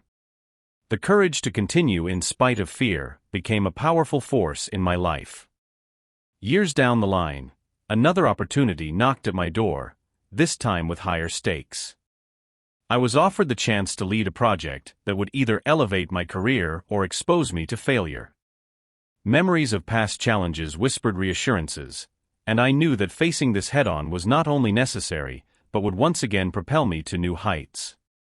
It wasn't easy, Every step required not just professional knowledge, but emotional resilience. The experience reaffirmed that courage in the face of the unknown isn't about being fearless, it's about moving forward despite the fear. One personal anecdote that stands out vividly involves a mountain hiking expedition I joined, despite having never hiked before. The trail was treacherous, with sharp inclines and rocky paths. I was surrounded by seasoned hikers, and my inexperience was glaringly obvious. But with every step, every bead of sweat, and every reassuring pat from fellow hikers, I felt the embers of courage ignite. Reaching the summit was not just about conquering the mountain. It was about conquering the self-doubt that threatened to hold me back. The view from the top was breathtaking, not just for its natural beauty, but for what it represented: personal growth, triumph over fear, and a newfound belief in my own capabilities. Looking back at these experiences, I see how each one has built a layer of resilience, adding to a foundation of self-worth. Challenges can be intimidating, but facing them head-on transforms them into opportunities for growth. Every new challenge embraced with courage carves out a richer, more confident self. It's this principle that continues to guide me, pushing me to seek out the unknown, ready to turn every challenge into a stepping stone towards a more empowered version of myself. As I stand on the precipice of another significant venture, the familiar flutter of anxiety is present, but so is the comforting weight of past triumphs. With each experience, I've learned that courage doesn't diminish the fear but redefines it. It molds it into a driving force that propels me forward, with the quiet assurance that the unknown is just another path to discovery.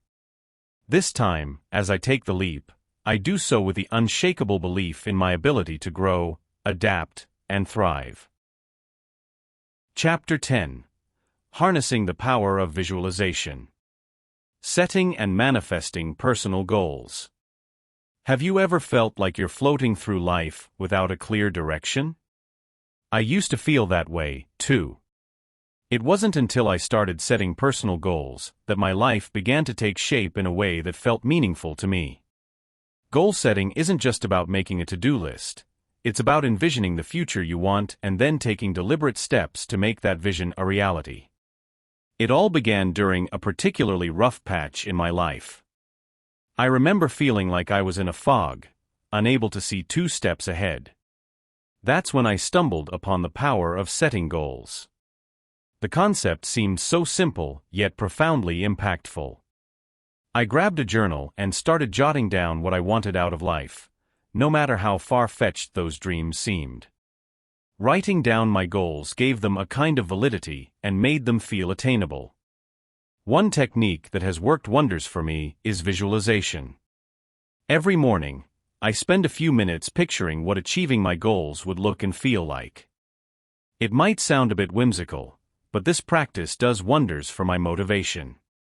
Visualizing success fills me with a sense of purpose and propels me into action. There was one particular instance where I visualized giving a talk to a room full of people. That vision stayed with me, pushing me to take public speaking classes and eventually leading me to deliver my first keynote speech at a conference. Another crucial element in my journey has been setting SMART goals: specific, measurable, achievable, relevant, and time-bound. When I first heard about SMART goals, I realized how much I had been setting myself up for failure by being vague. For example, instead of saying I wanted to get fit, I set a goal to run 3 times a week and complete a 5K run within 3 months. Breaking it down like this not only made it manageable, but also more likely to be achieved. Reflection plays a huge role in manifesting goals. Every month, I review my goals to see what progress I've made and what adjustments are needed. This process of regular reflection keeps me on track and allows me to celebrate small wins along the way. When I finally ran that 5K, it felt like more than just a tick on my to-do list. It was a tangible representation of my hard work and dedication. However, goal setting isn't without its challenges. There have been times when I felt discouraged, especially when facing setbacks. In those moments, What kept me going was the reminder of why I set those goals in the first place. For instance, when I missed a week of running due to an injury, it was disheartening, but remembering my initial inspiration helped me to get back on track once I recovered. In essence, setting and manifesting personal goals is an ongoing cycle of envisioning, planning, acting, and reflecting. It's a process that requires patience and persistence, but the rewards are immense. Each goal achieved builds confidence and momentum, making the next goal seem that much more attainable. Through this journey, I've learned that the power to shape my future lies entirely in my hands, and that realization is both empowering and exhilarating. Creating a vision board. There comes a point in everyone's life when the dreams we keep close to our heart start to blur in the whirlwind of daily existence. I found myself at such a junction not too long ago, my ambitions and aspirations fading into the misty background of mundane routines. I had heard of vision boards, glorified as the epitome of visualizing one's goals, but always dismissed them as frivolous collage projects. Never did I imagine they would hold the key to unlocking my potential. One evening, after a particularly exhausting day, I sat in my dimly lit living room, sipping on lukewarm tea. A sense of dissatisfaction gnawed at me, an ever-present reminder of goals unmet and potential untapped. With a flutter of hesitation, I decided to give this vision board idea a chance. After all, what did I have to lose? I rummaged through old magazines, printed inspirational quotes, and gathered photos that resonated with my dreams. As the pieces sprawled across my table, something unexpected happened.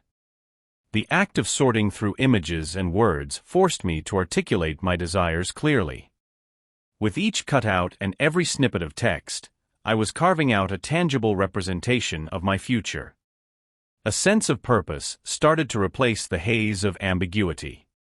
This was more than a craft project, it was a rediscovery of my ambitions. My vision board took form under the warm glow of the living room lamp.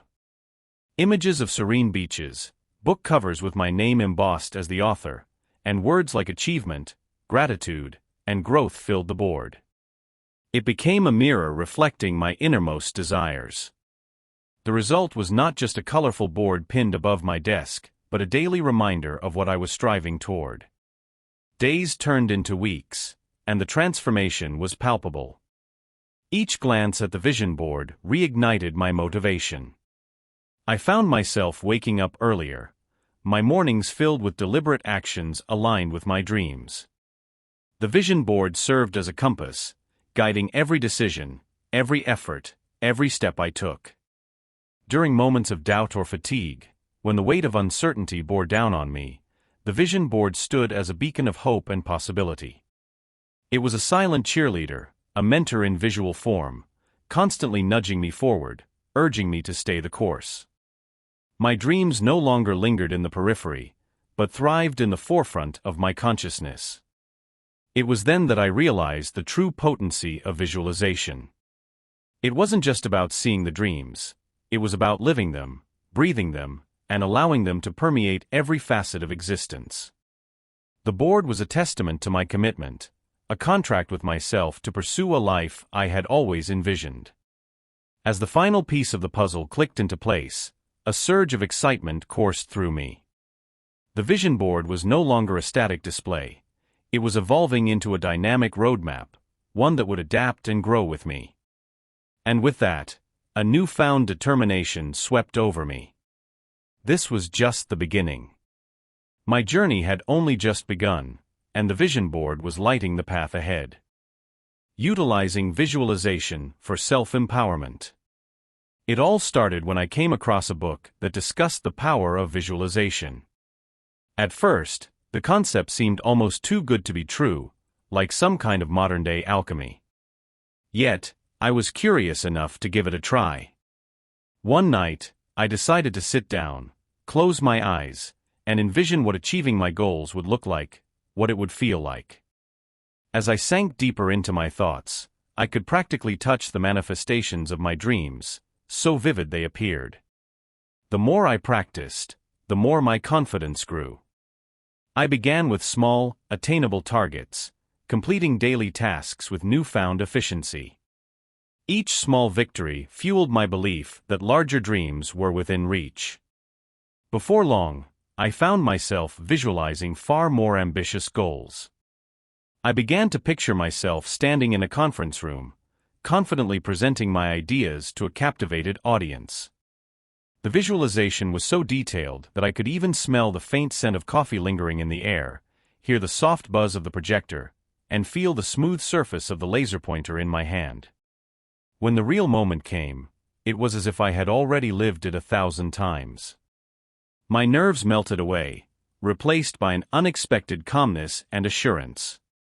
Empowered by these experiences, I started applying visualization techniques to other aspects of my life. When training for a marathon, I didn't just imagine myself crossing the finish line. I visualized the entire journey, each practice run, overcoming moments of doubt, and pushing through the final miles. This mental rehearsal made the actual race day feel like a replay, familiar and conquerable. The impact wasn't confined to career and physical goals. Visualization began to change the way I interacted with people, enhancing my relationships. Whenever a difficult conversation loomed, I'd picture it unfolding amicably, imagine the understanding expressions on their faces, and the peace that would follow. And more often than not, the reality mirrored my mental script. As powerful as these experiences were, there was something darker lurking behind my success. Near the end of my marathon training, I started facing unexpected challenges, injuries, self-doubt, and personal conflicts. Despite my visualizations, achieving my dream began to feel like a distant mirage. I was left to ponder if the power of visualization had its limits, or if I was missing a crucial element in the practice. Each setback pushed me towards an impending realization, one that would test the very foundation of my newfound self-belief. Chapter 11.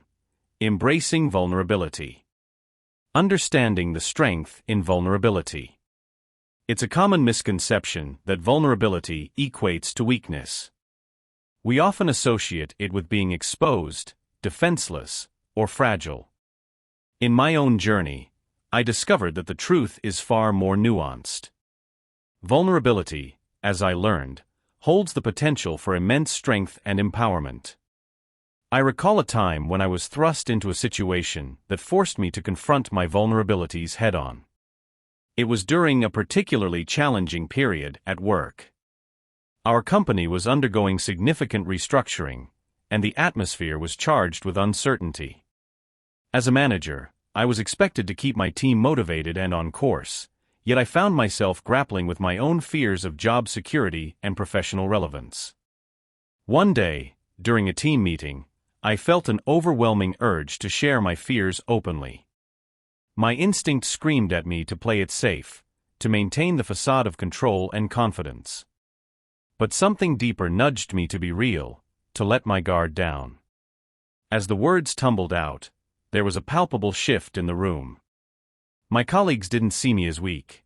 Instead, they saw me as someone relatable, human, and courageous enough to voice what many were feeling. This initial act of vulnerability became a turning point.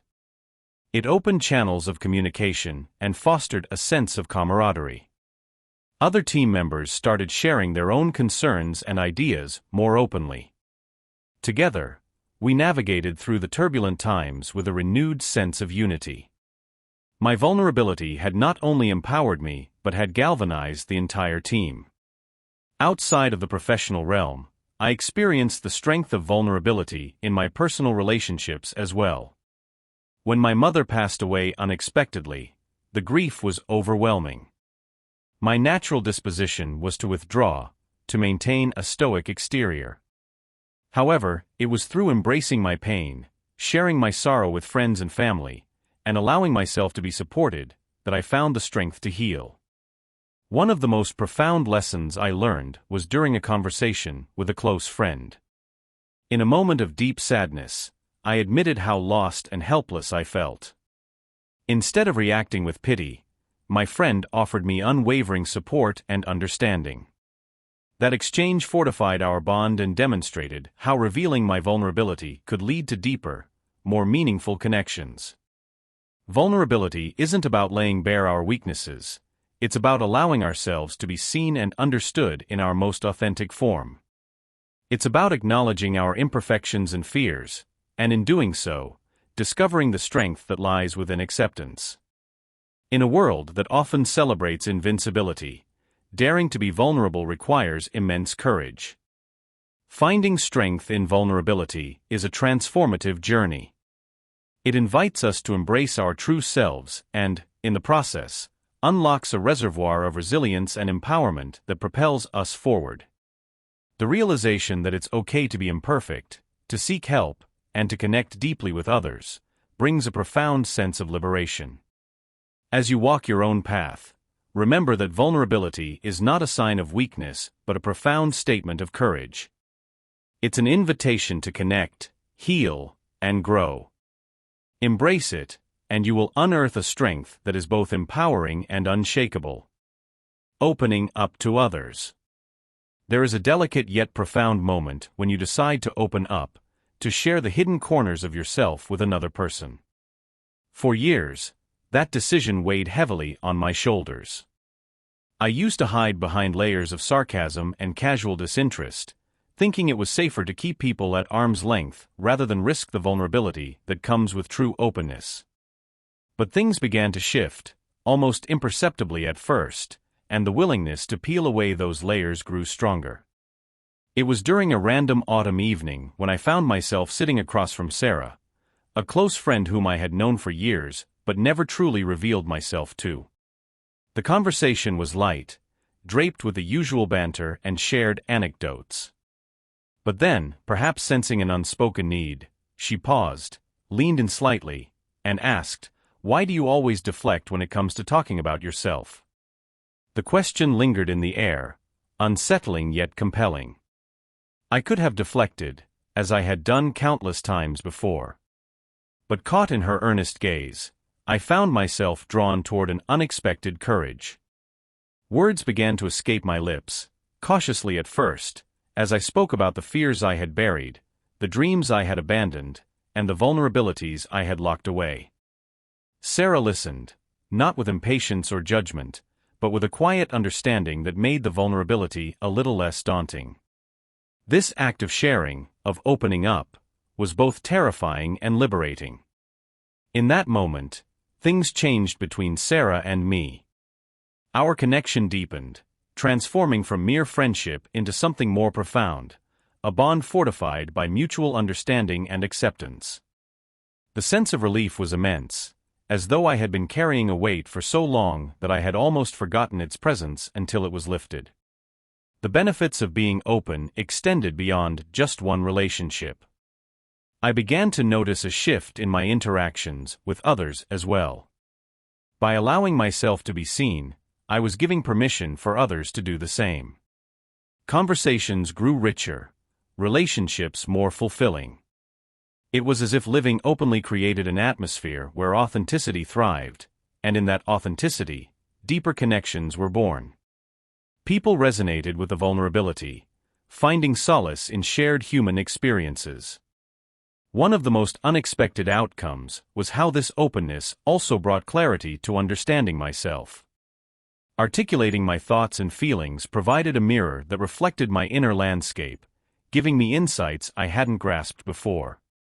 This self-awareness enriched not only my relationship with others, but also my relationship with myself. Of course, there were moments of hesitation, times when I wondered whether it was worth the risk. But each interaction reaffirmed that the rewards far outweighed the discomfort. It was a continuous process, a learning curve of trusting myself and others. Opening up did not erase insecurities, but it made facing them less isolating. As the months passed, I noticed how this newfound openness was transforming not just my relationships, but also my entire outlook on life. I was more present, more engaged, and ultimately, more at peace. It was as if by tearing down the walls I had so carefully constructed, I had opened a door to a world rich in connection, empathy, and mutual growth. Being open isn't always easy. It demands courage, patience, and a willingness to face both acceptance and rejection. But experiencing the transformative power of sharing has been one of the most rewarding journeys of my life, reshaping not only my relationships but the very essence of how I navigate the world. Building emotional resilience. Life isn't a straight path. Along the way, adversity is an unwelcome but inevitable companion. Over time, I've come to understand that my individual's ability to bounce back from life's many hurdles is not just a skill, it's an art. Emotional resilience, much like a muscle, can be developed and strengthened. In this chapter, I will walk you through the strategies and experiences that have helped me cultivate this invaluable trait, maintaining a positive outlook even when faced with the toughest challenges. I vividly remember a time when my world seemed to crumble around me. I had lost a job I loved, and right after that, a close friend moved away. The weight on my shoulders felt insurmountable. My first instinct was to bury my emotions deep down, pretending that, if I ignored them long enough, they would simply disappear. Spoiler alert, they didn't. It was during this dark period that I realized the importance of facing my emotions head-on, no matter how overwhelming they may seem. Instead of bottling up my feelings, I began to acknowledge them, validating my own pain, and allowing myself the grace to grieve. Once I learned to confront my emotions, I needed a way to process them constructively. Journaling became my sanctuary. I filled pages with my thoughts, fears, and frustrations. This act of putting pen to paper served as a mental dump, clearing my mind and helping me make sense of my tangled web of emotions. It wasn't long before I found patterns in my entries, evidence of resilience sprouting like green shoots through the cracks of my despair. Seeking support from others was another vital step. For too long, I had believed that asking for help was a sign of weakness. On the contrary, I discovered that it takes immense strength to reach out and lean on someone else. I turned to friends and family, and even sought professional counseling. The empathy I received not only provided solace, but also reinforced the notion that I was not alone in my struggles. The comfort of a shared burden lightened my load and reaffirmed my capacity to endure. Despite these efforts, rebuilding emotional resilience involved more than just introspection and external support. I committed to taking care of my physical well-being too. Daily exercise, adequate sleep, and a balanced diet became non-negotiable. I noticed that when I treated my body with care, my mind followed suit. There was an undeniable clarity and strength that emerged from physical health, as though my body and mind were in harmonious agreement that I was capable of overcoming adversity. Practicing mindfulness was another transformative element in my journey. Initially, it felt nearly impossible to quiet the relentless storm inside my head. But with persistence, I gradually learned to focus on the present moment, letting go of past regrets and future anxieties. Mindfulness meditation became a daily ritual, grounding me firmly in the now and allowing me to navigate life's waves with a steadier hand. As the fog of my darkest days began to lift, I realized that cultivating gratitude was a powerful tool for nurturing resilience. Each evening, I would jot down 3 things I was thankful for, no matter how small. This simple practice shifted my perspective, highlighting the good amidst the bad, and fostering a sense of hope and positivity. With each small victory, I felt my resilience grow stronger. I came to understand that emotional resilience is not an innate trait reserved for a select few. It is a skill that can be developed by anyone willing to put in the effort.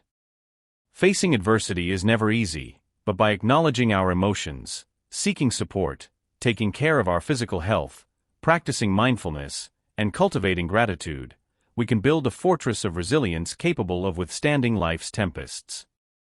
There came a time when I faced another significant challenge, but this time, the crushing weight of despair didn't feel quite as heavy. Instead, I felt an inner strength, a quiet confidence that I could weather the storm.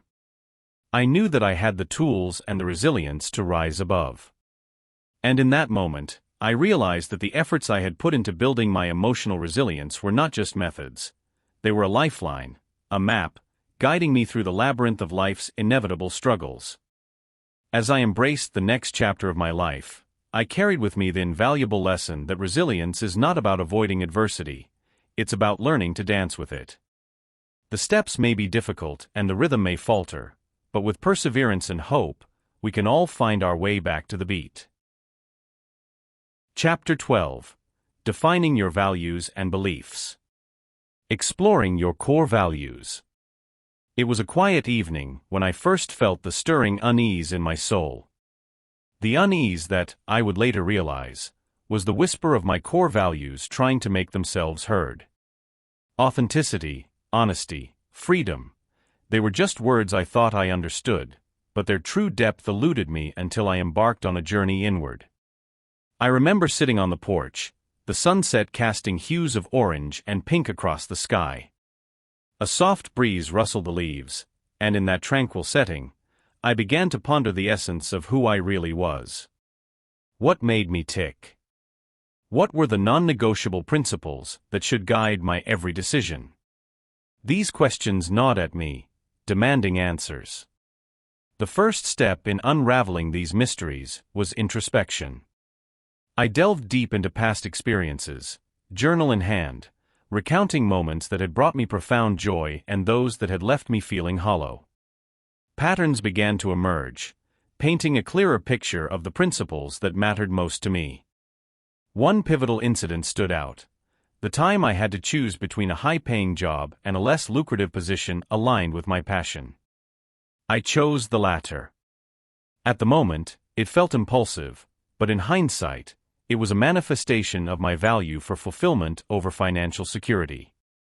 Sharing my revelations with close friends, I noticed the spark in their eyes as they reflected on their journeys. Conversations took on new depths. We weren't merely discussing the weather or the latest news, but exploring realms that gave our lives meaning. John, my childhood friend, talked about his struggle with balancing family and career. He realized that his core value was family, prompting him to make significant changes to his work life.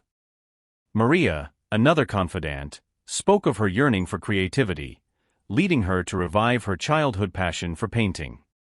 As I made these incremental discoveries, the universe seemed to conspire in my favor, aligning opportunities that resonated with my newly uncovered values. It wasn't always easy. There were moments of doubt and discomfort, but each step closer to living authentically brought unparalleled satisfaction. My interactions transformed as I sought to embody honesty and integrity, often leading to difficult yet necessary conversations. One day, as I stood at the crossroads of a major life decision, I felt the familiar pull of uncertainty. Strangely, this time, instead of fear, I felt a sense of calm. My core values, now firmly rooted, served as my compass. I chose the path less predictable but true to my spirit, feeling an invigorating rush of alignment and purpose. Embracing these core values wasn't a destination, but an ongoing journey. Each day, I faced new challenges that tested my commitment. But with every test, my understanding deepened, and my resolve strengthened. Sharing my journey with others, I realized, was part of living authentically, hoping that my story might kindle the same introspective flame in them. Aligning actions with values. There's a subtle yet profound sense of peace that envelopes you when your actions align seamlessly with your core values. I felt this harmony most deeply during periods in my life when I chose to live authentically reflective of what I truly believed in.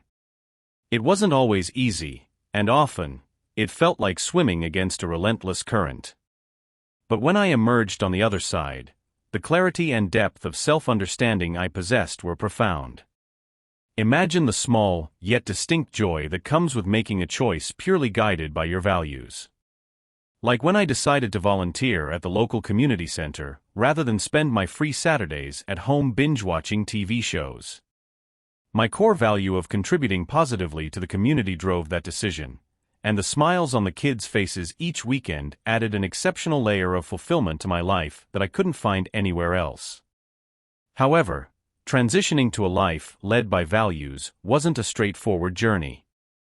I recall a time when I was offered a highly lucrative job that contradicted my personal ethics.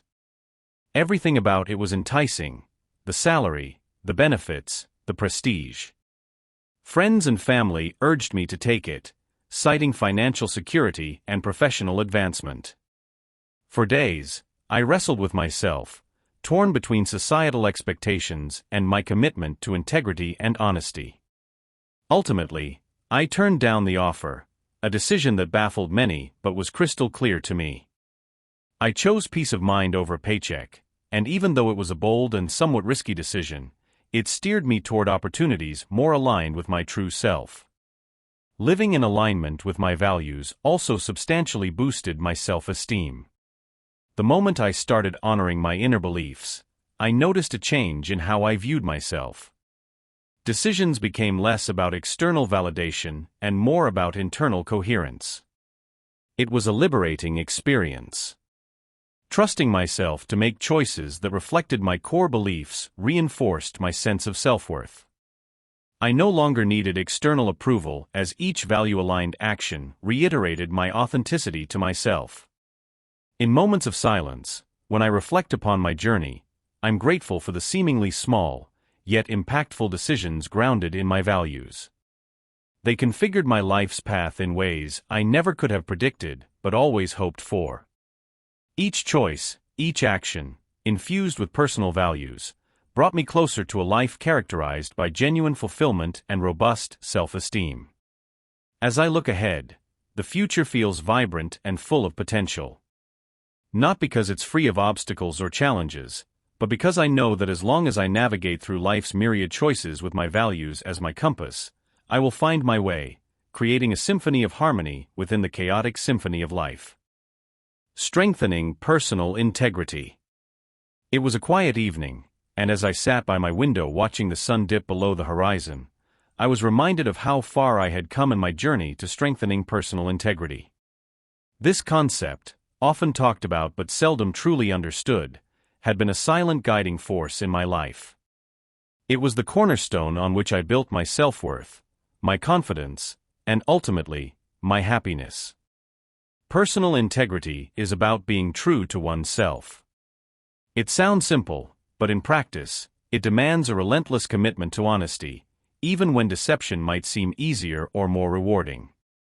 Early in my life, I grappled with the allure of taking shortcuts, of presenting a polished version of myself that might be more attractive to others.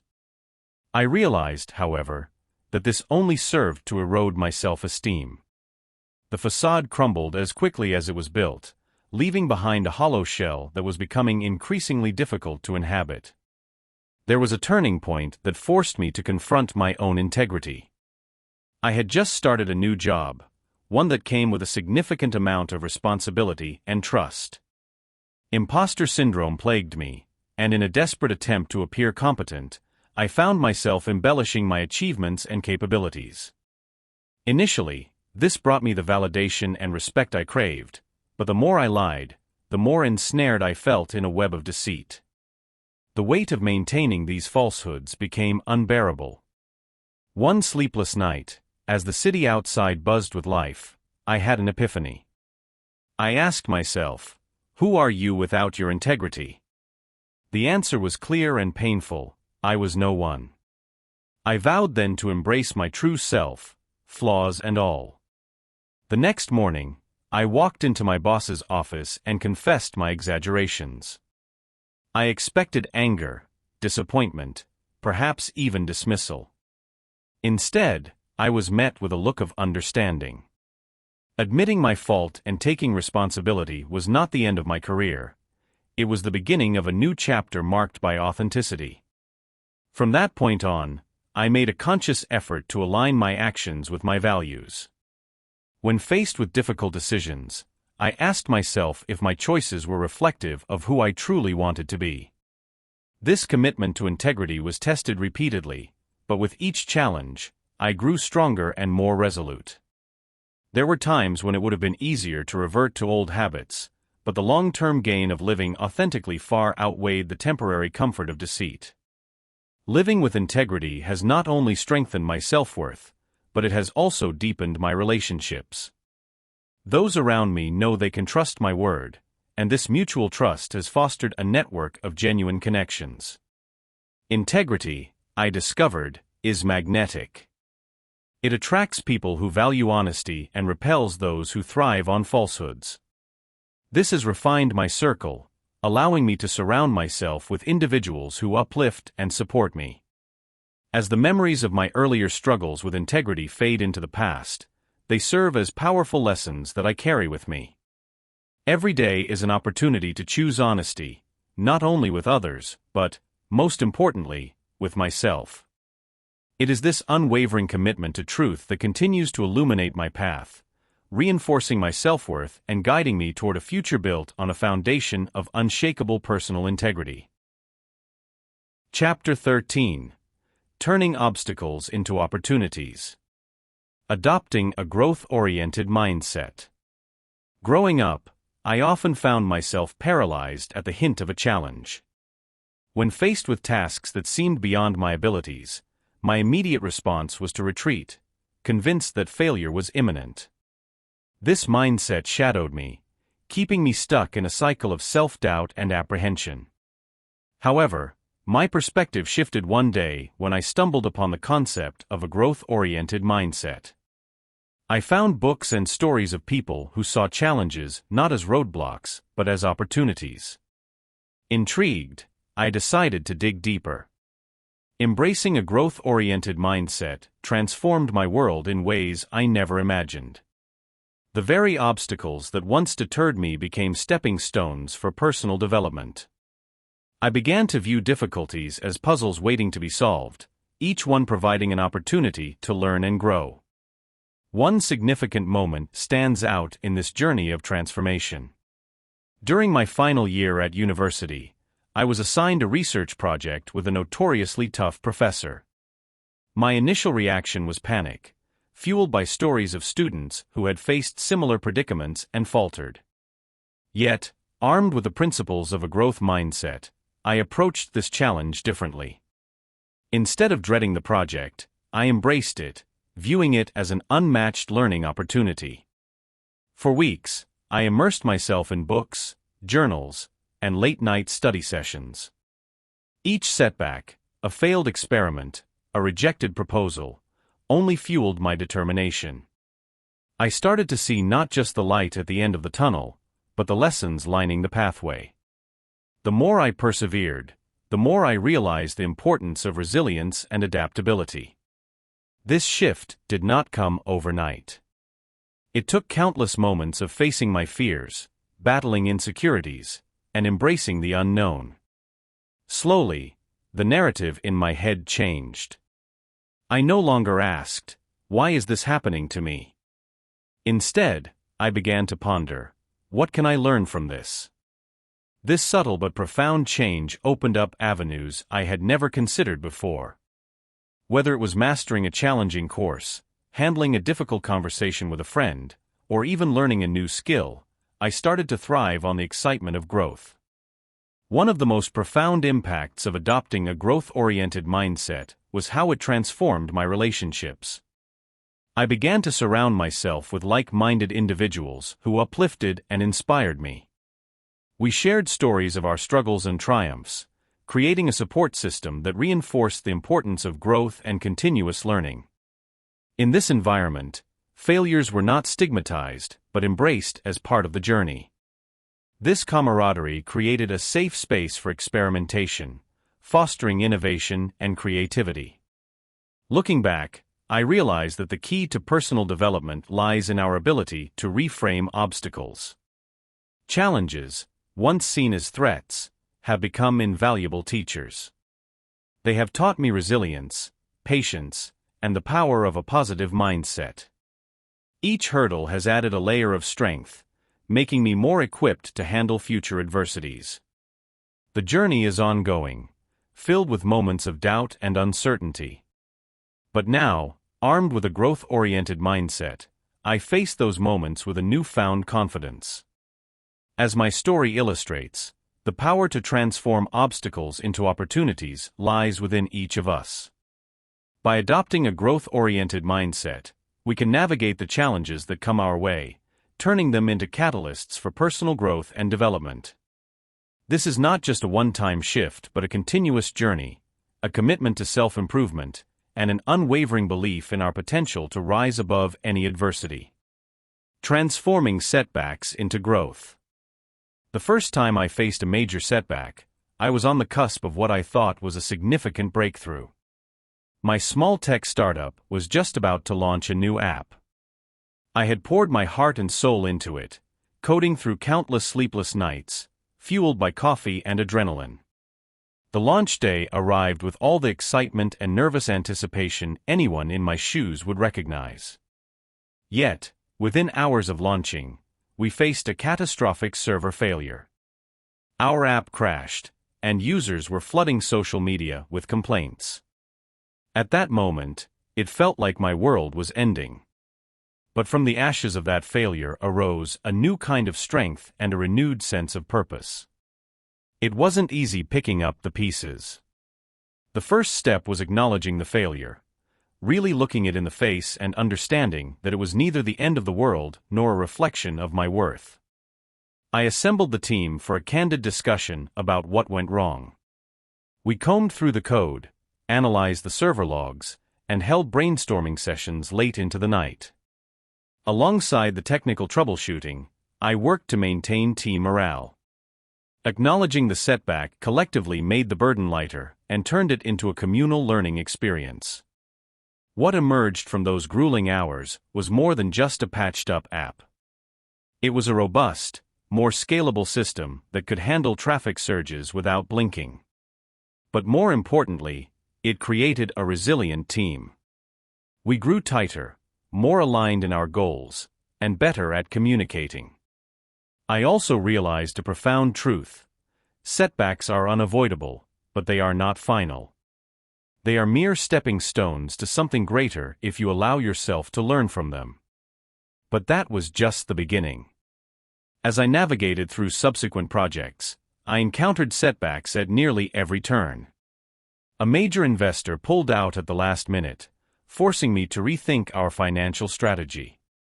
Another time, a key team member left, leaving a gaping hole in our expertise. These episodes, once deemed disastrous, began to feel less like endings and more like challenging yet enriching experiences.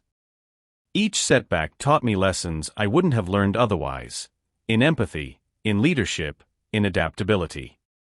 I remember vividly a particular project that seemed jinxed from the start. Every conceivable problem arose, testing my patience and perseverance. Just when I thought I had nothing left to give, a breakthrough occurred. It wasn't a grand moment of revelation, but a series of small wins that collectively turned the tide. Reflecting back, I could see how each misstep had contributed layers to my resilience, like an artist adding depth and texture to a painting. The human spirit is astonishingly adaptable. Facing setbacks forced me to develop mental frameworks to cope. I started seeing each obstacle as a puzzle to be solved rather than a threat to be feared. This shift in perspective turned hurdles into opportunities for creative problem-solving. Moreover, the empathy I gained from these experiences made me a better leader, able to guide others through their own challenges. One day, I found myself giving a talk about resilience to a room full of young entrepreneurs. As I recounted my tales of failures turned successes, I could see the flicker of hope in their eyes. And that's when it hit me. Every setback had not only contributed to my growth, but was now serving as a beacon for others, navigating their own tumultuous paths. I still face setbacks, but now I see them as integral parts of an ongoing journey rather than dire warnings of doom. They are opportunities waiting to be mined, lessons in disguise. Each one has added another layer to my resilience, sharpening my mind and fortifying my spirit. The real transformation lies not in avoiding setbacks, but in embracing them as the powerful growth opportunities they are. taking proactive steps in the face of adversity. The clock ticked ominously in the silent room, each second a reminder of the time slipping away. I sat at my desk, a mountain of bills and unpaid invoices staring back at me. Just 3 months ago, my life had been a steady rhythm, predictable and comforting. Then, like an avalanche, the unexpected struck. A sudden job loss, followed by the looming threat of eviction, had turned my life upside down. Adversity had arrived unannounced, and it demanded a response. Initially, the weight of it all seemed unbearable. I spent days wallowing in self-pity, questioning my worth and skills. My self-esteem plummeted, and I found it hard to muster the energy to perform even the simplest of tasks. But one evening, as I stared at the ceiling of my modest apartment, something within me shifted. Perhaps it was the realization that no one was coming to save me, but I felt a spark of determination. I decided that instead of being a passive victim, I'd take proactive steps to face this adversity head-on. My first plan of action was to make a list.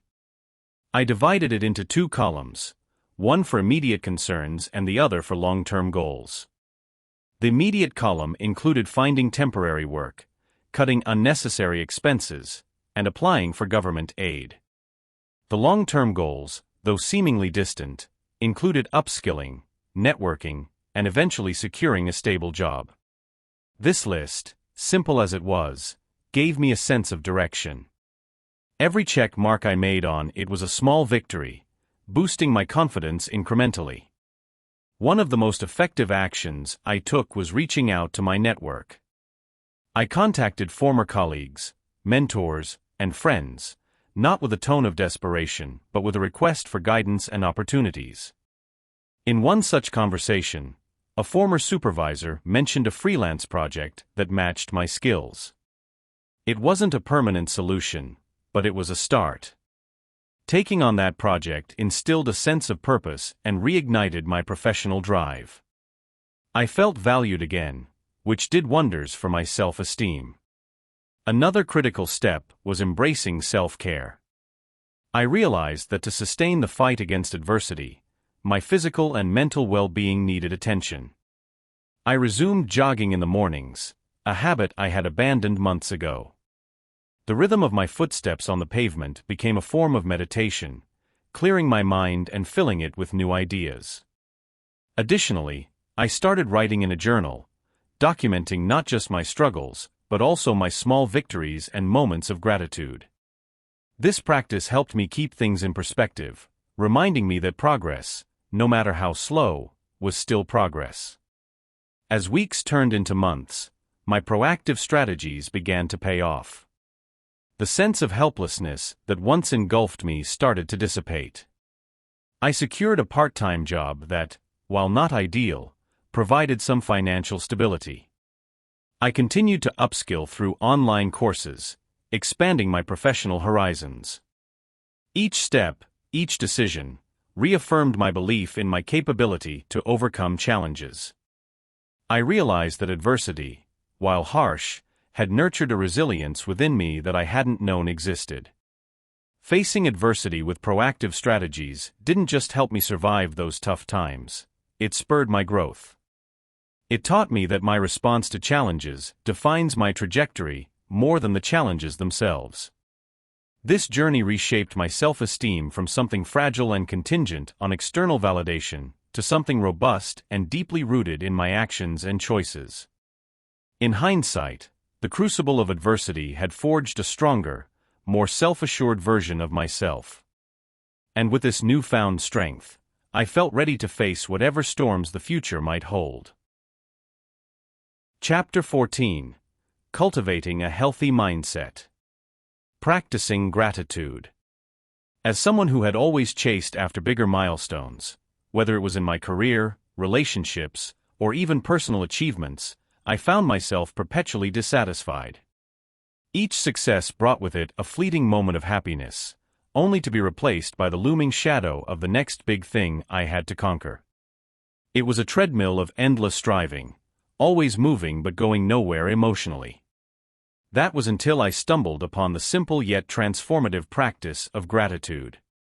It began with a journal, a modest notebook with a worn leather cover that I picked up at a quaint bookstore.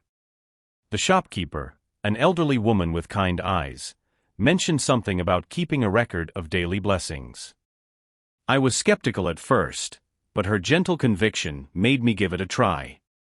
The idea of writing down things I was thankful for seemed almost trivial compared to the big goals I pursued. But as I wrote my first entry, thankful for the surprising warmth of the sun on an otherwise chilly day, something clicked. The more I engaged with this practice, the more I noticed subtle changes. Initially, it felt like a mere exercise, a task to tick off my daily list. But slowly, it evolved into a lens through which I viewed my life. Small, often overlooked moments began to stand out. The smile of a stranger, the taste of my morning coffee, the unexpected call from an old friend, these were no longer dismissed as trivial, but cherished as essential threads in the tapestry of my daily existence. With each day's entry, my awareness expanded. I became attuned to the goodness around me, something I had neglected in my pursuit of grand achievements. This shift was not just in perception, but in the very essence of my being. My ever-critical inner voice, always comparing and contrasting, grew quieter. Instead, a sense of contentment started to take its place. My self-esteem, once battered by endless comparisons, began to mend.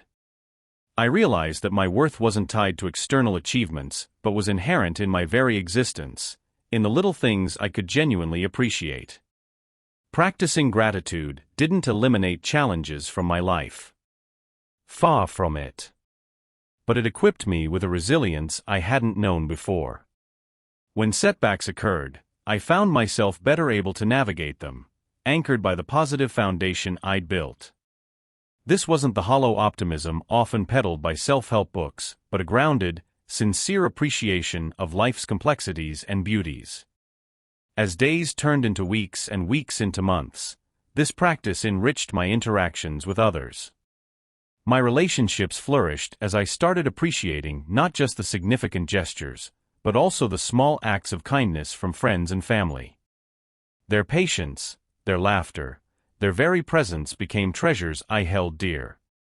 Gratitude altered not just my inner world but my outer one as well, fostering a deeper connection with the people around me. And so, it was this simple but transformative practice of gratitude that reshaped my life. It wasn't about ignoring the negatives, but balancing them with an appreciation for the positives. It was about embracing the entirety of my human experience with open arms. This practice, which started as a mere scribble in a worn leather notebook, became a profound journey of self-discovery and contentment.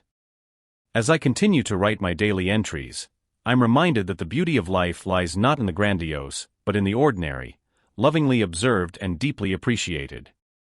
And that, perhaps, is the greatest achievement of all. Adopting a positive outlook.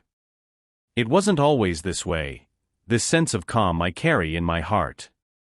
There was a time when the world was a dark and hostile place for me, each sunrise a reminder of the challenges I had to face.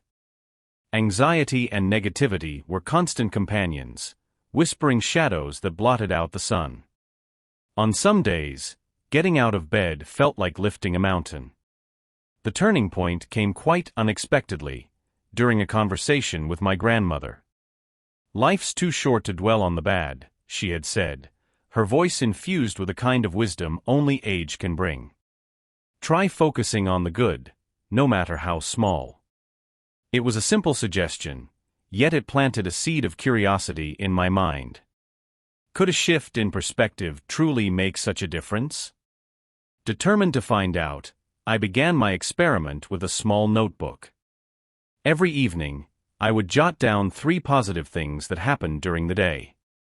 At first, the entries were trivial: an unexpected compliment, a perfect cup of coffee, a funny joke heard on the radio. But gradually, something began to shift. The more I focused on the positives, the more they seemed to multiply. Challenges didn't just disappear, of course. There were still deadlines to meet, bills to pay, and moments of self-doubt. But I found that handling them became easier. Instead of viewing obstacles as insurmountable, I began to see them as opportunities for growth. The bad days felt less oppressive, and the good days started to shine even brighter. One particular instance stands out vividly in my memory. A critical work project had gone awry, jeopardizing not just my reputation but my job itself. The old me would have succumbed to panic, allowing stress to dictate my actions. Instead, I took a deep breath and reminded myself of my newfound mantra: focus on the positives. Instead of spiraling into despair, I reached out for support and tackled each problem methodically. In the end, the project was salvaged, and I learned invaluable lessons in the process. The ripple effects of this positive mindset began to influence other areas of my life as well. Relationships improved as I became more patient and empathetic. Health-wise, I found myself more motivated to exercise and maintain a balanced diet. It was as if a fog had lifted, revealing a clearer, more vibrant world around me. Sometimes, I still have bad days. Days when the weight of the world bears down and the shadows whisper once more. But now, I possess the tools to counteract that darkness. I remind myself that it's okay to feel down, to have moments of vulnerability. Then I actively search for the glimmers of light, no matter how faint they may seem. And without fail, those small beacons guide me back to a place of hope and resilience. In sharing my journey, I hope to illuminate the path for others grappling with similar hardships. A positive outlook isn't a cure-all, but it's a powerful step in reclaiming your life from the clutches of negativity. It's a daily practice, a conscious choice, and an ever-evolving journey towards a happier, more fulfilling life. Nurturing mental resilience. Have you ever found yourself at the crossroads of sheer despair and overwhelming hope? I have stood there, more times than I care to admit. Each moment, each breath, weighed down by the complexity of life's peaks and valleys. It was during these battles with my own shadows that I discovered the core tenets of mental resilience: mindfulness and self-compassion. Mindfulness became a sanctuary, a place where I could retreat and gather strength. It started small, almost imperceptible to those around me. I began by simply paying attention to my breath, noticing the rise and fall of my chest, the air swirling into my lungs. In moments of stress, I would close my eyes and focus. Just focus. It was as if the chaos of the world fell away, leaving behind a silent landscape where my thoughts could settle. Once, during a particularly grueling period at work, where deadlines felt like impenetrable fortresses, I remembered my breath. Instead of letting the frustration boil over, I took a step back. Closing my eyes, I inhaled deeply, exhaled longer. Through this, a realization dawned. The storms outside could roar all they wanted, but my inner tranquility was my own. That calm was my reclamation of power. But mindfulness was only half the equation. The other half was self-compassion, perhaps the hardest virtue to embrace. There were nights when self-doubt and criticism seemed like uninvited guests, making themselves comfortable in the halls of my mind. It was during one of these nights when I learned the importance of speaking gently to myself. Instead of berating myself for perceived failures, I began to offer the same kindness I would to a young child learning to walk. One particular night stands out vividly. After a day filled with mistakes, I sat on my bed, tears threatening to break the dam. The familiar current of self-recrimination surged forward, but then a whisper broke through: "It's okay. You're learning. Be gentle with yourself." It was my own voice, soft and forgiving. As I repeated those words, the tightness in my chest eased, and a warm, reassuring calm took its place. I knew then that resilience wasn't about hardness, it was about elasticity, the ability to bend without breaking. Through these practices, I cultivated a mental garden, rich with tools to weather life's tempests. And as I nurtured this garden, I found that it wasn't just about surviving, but thriving. Each breath, each act of kindness toward myself, was a seed planted for a more resilient future. In sharing this, I hope that the essence of my journey helps illuminate yours. After all, the cultivation of mental resilience is universal, a shared path of discovery and growth that binds us all. Let us walk this path with mindful steps and the softness of self-compassion, ready to face whatever lies ahead.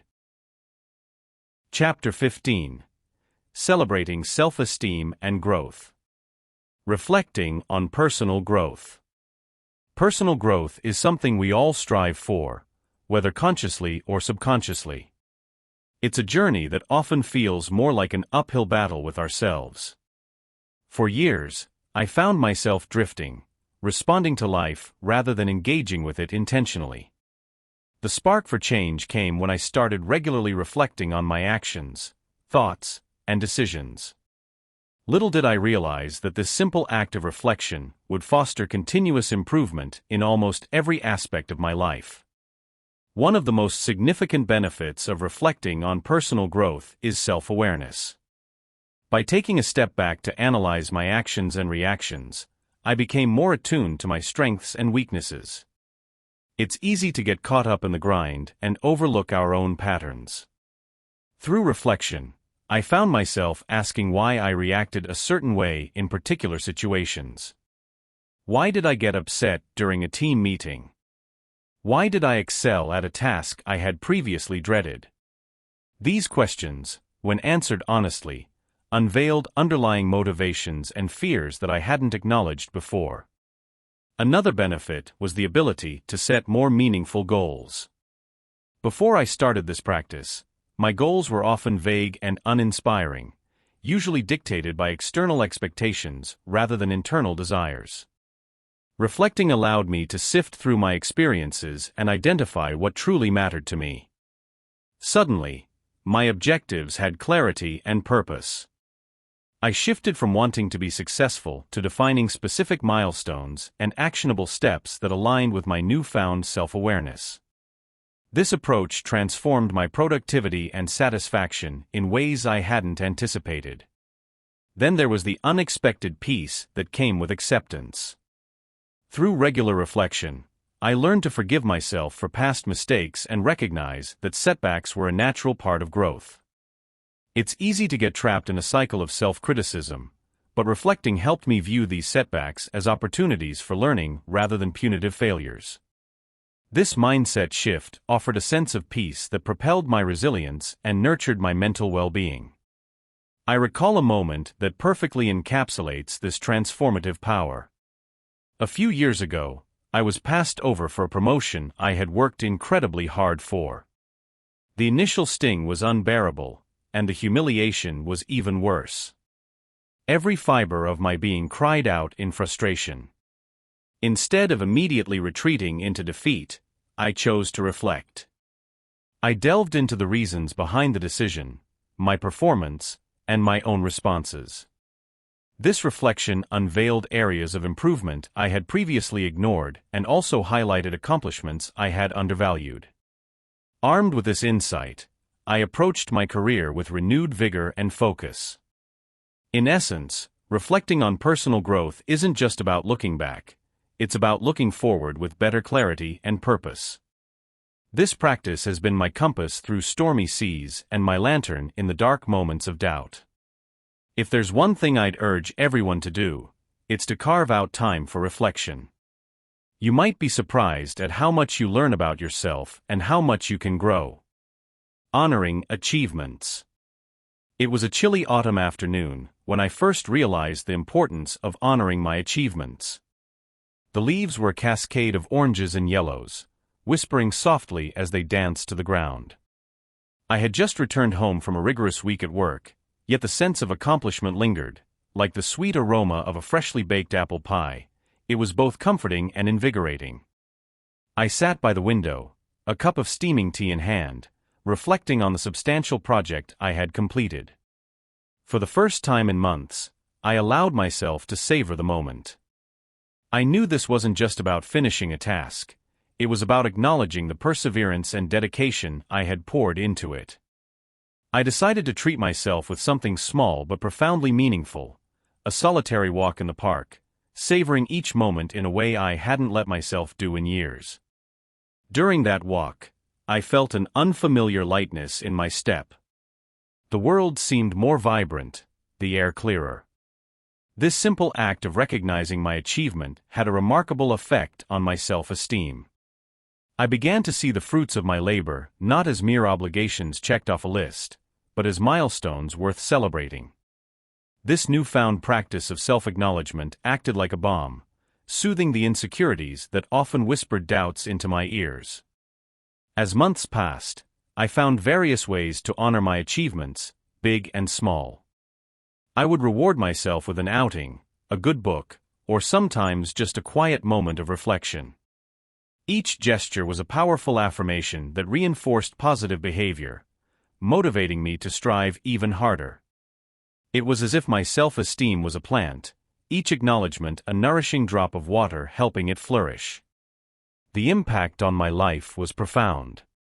No longer did I take my efforts for granted. I realized that every step, no matter how slight, was worth a nod of appreciation. This practice reshaped my relationship with myself, fostering a deeper sense of self-respect and confidence.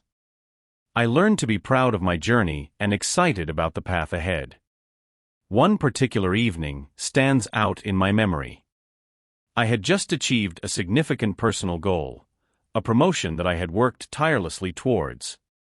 Instead of immediately setting a new target or minimizing the success, I decided to host a small gathering with friends and family. Their presence, their shared joy and pride in my success, amplified the satisfaction of my achievement. I saw in their eyes a reflection of my own worth, a tangible confirmation that my efforts held meaning and value.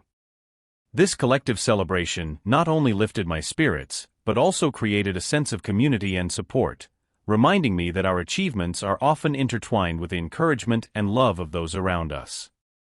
The power of honoring achievements lies not just in the act itself, but also in the ripple effect it creates, spreading positivity and inspiration. In retrospect, I understand deeply that taking time to honor achievements isn't just a pat on the back. It's a necessary ritual of self-love and recognition. This practice has become a cornerstone of my journey, a vital aspect of cultivating a fulfilling and balanced life. It's a testament to the idea that celebrating our progress, in whatever form it may take, is a celebration of life itself. Planning for continued self-improvement. Self-improvement is more than a destination. It's an unending journey that requires constant navigation and recalibration. I remember the day I resolved to embark on this path with earnest dedication. It wasn't an epiphany, per se, but the culmination of countless hours spent pondering my purpose. I sat down with my journal, a blank slate waiting to be filled with my ambitions, fears, and growth strategies. Setting long-term goals can feel daunting, like staring into an immeasurable abyss. To ease the process, I broke down the journey into manageable segments. I asked myself where I wanted to be in 1 year, 5 years, and a decade from now. In my journal, I scribbled visions of leading a more balanced life, advancing in my career, and nurturing my relationships. These were not merely abstract ideas. I envisioned them in vivid detail. I saw myself as a more empathetic listener, a strategic thinker, and even someone who would have the stamina to run a marathon. However, visions alone aren't enough. They need a scaffold of actionable steps to hold them up. I learned to set SMART goals: specific, measurable, achievable, relevant, and time-bound. Instead of saying I wanted to read more, I planned to read 1 book every month on topics ranging from science to philosophy.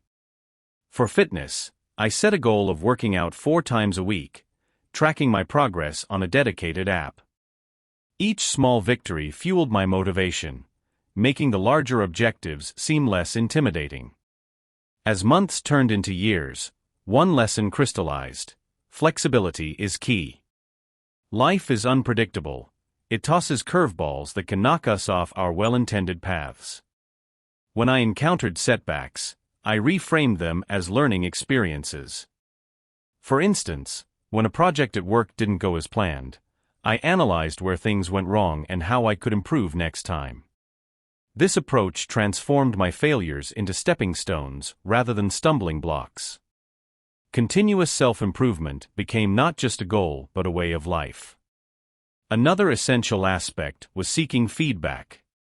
Initially, the thought of exposing my flaws to others terrified me. But as I grew, I realized that constructive criticism is invaluable. I started soliciting opinions after key events, whether it was a presentation at work or a personal interaction.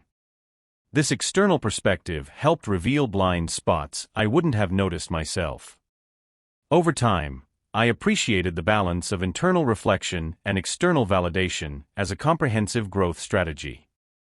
Yet, despite these well-laid plans and disciplined routines, there were days when I felt utterly defeated. The weight of my ambitions felt crushing, and my failures seemed insurmountable. On one such evening, while staring at my reflection in the bathroom mirror, I couldn't help but question the point of it all.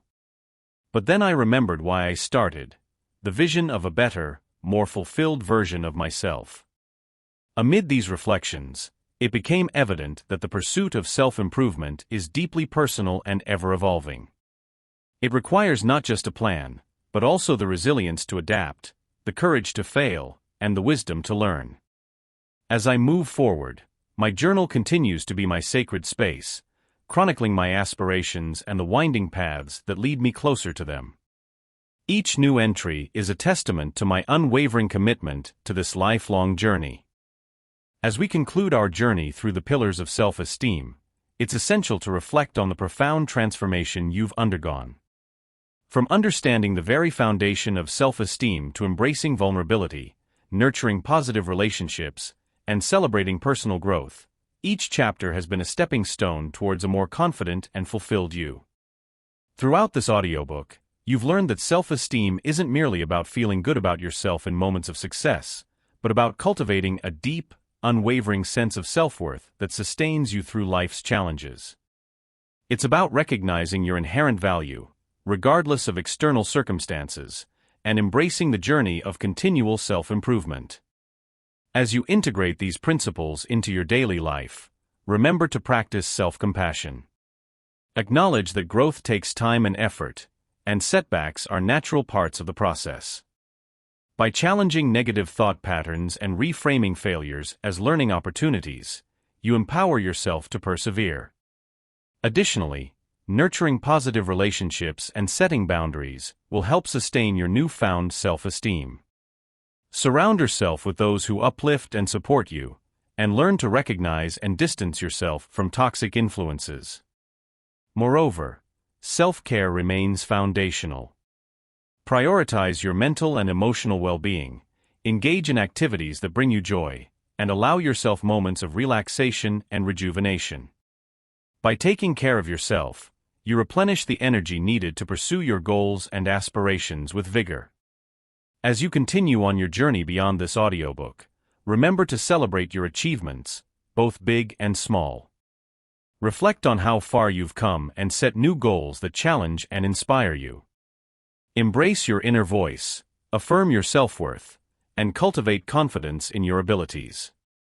Above all, understand that self-esteem is not a destination but a lifelong practice. It evolves as you grow, learn, and adapt. By integrating these pillars into your life consistently, you lay the groundwork for a resilient, empowered self, one that navigates challenges with grace and celebrates every milestone along the way. Thank you for embarking on this transformative journey with us. May your path be filled with continued self-discovery, empowerment, and the unwavering belief in your own strength and potential. Here's to celebrating your self-esteem and growth, today and always.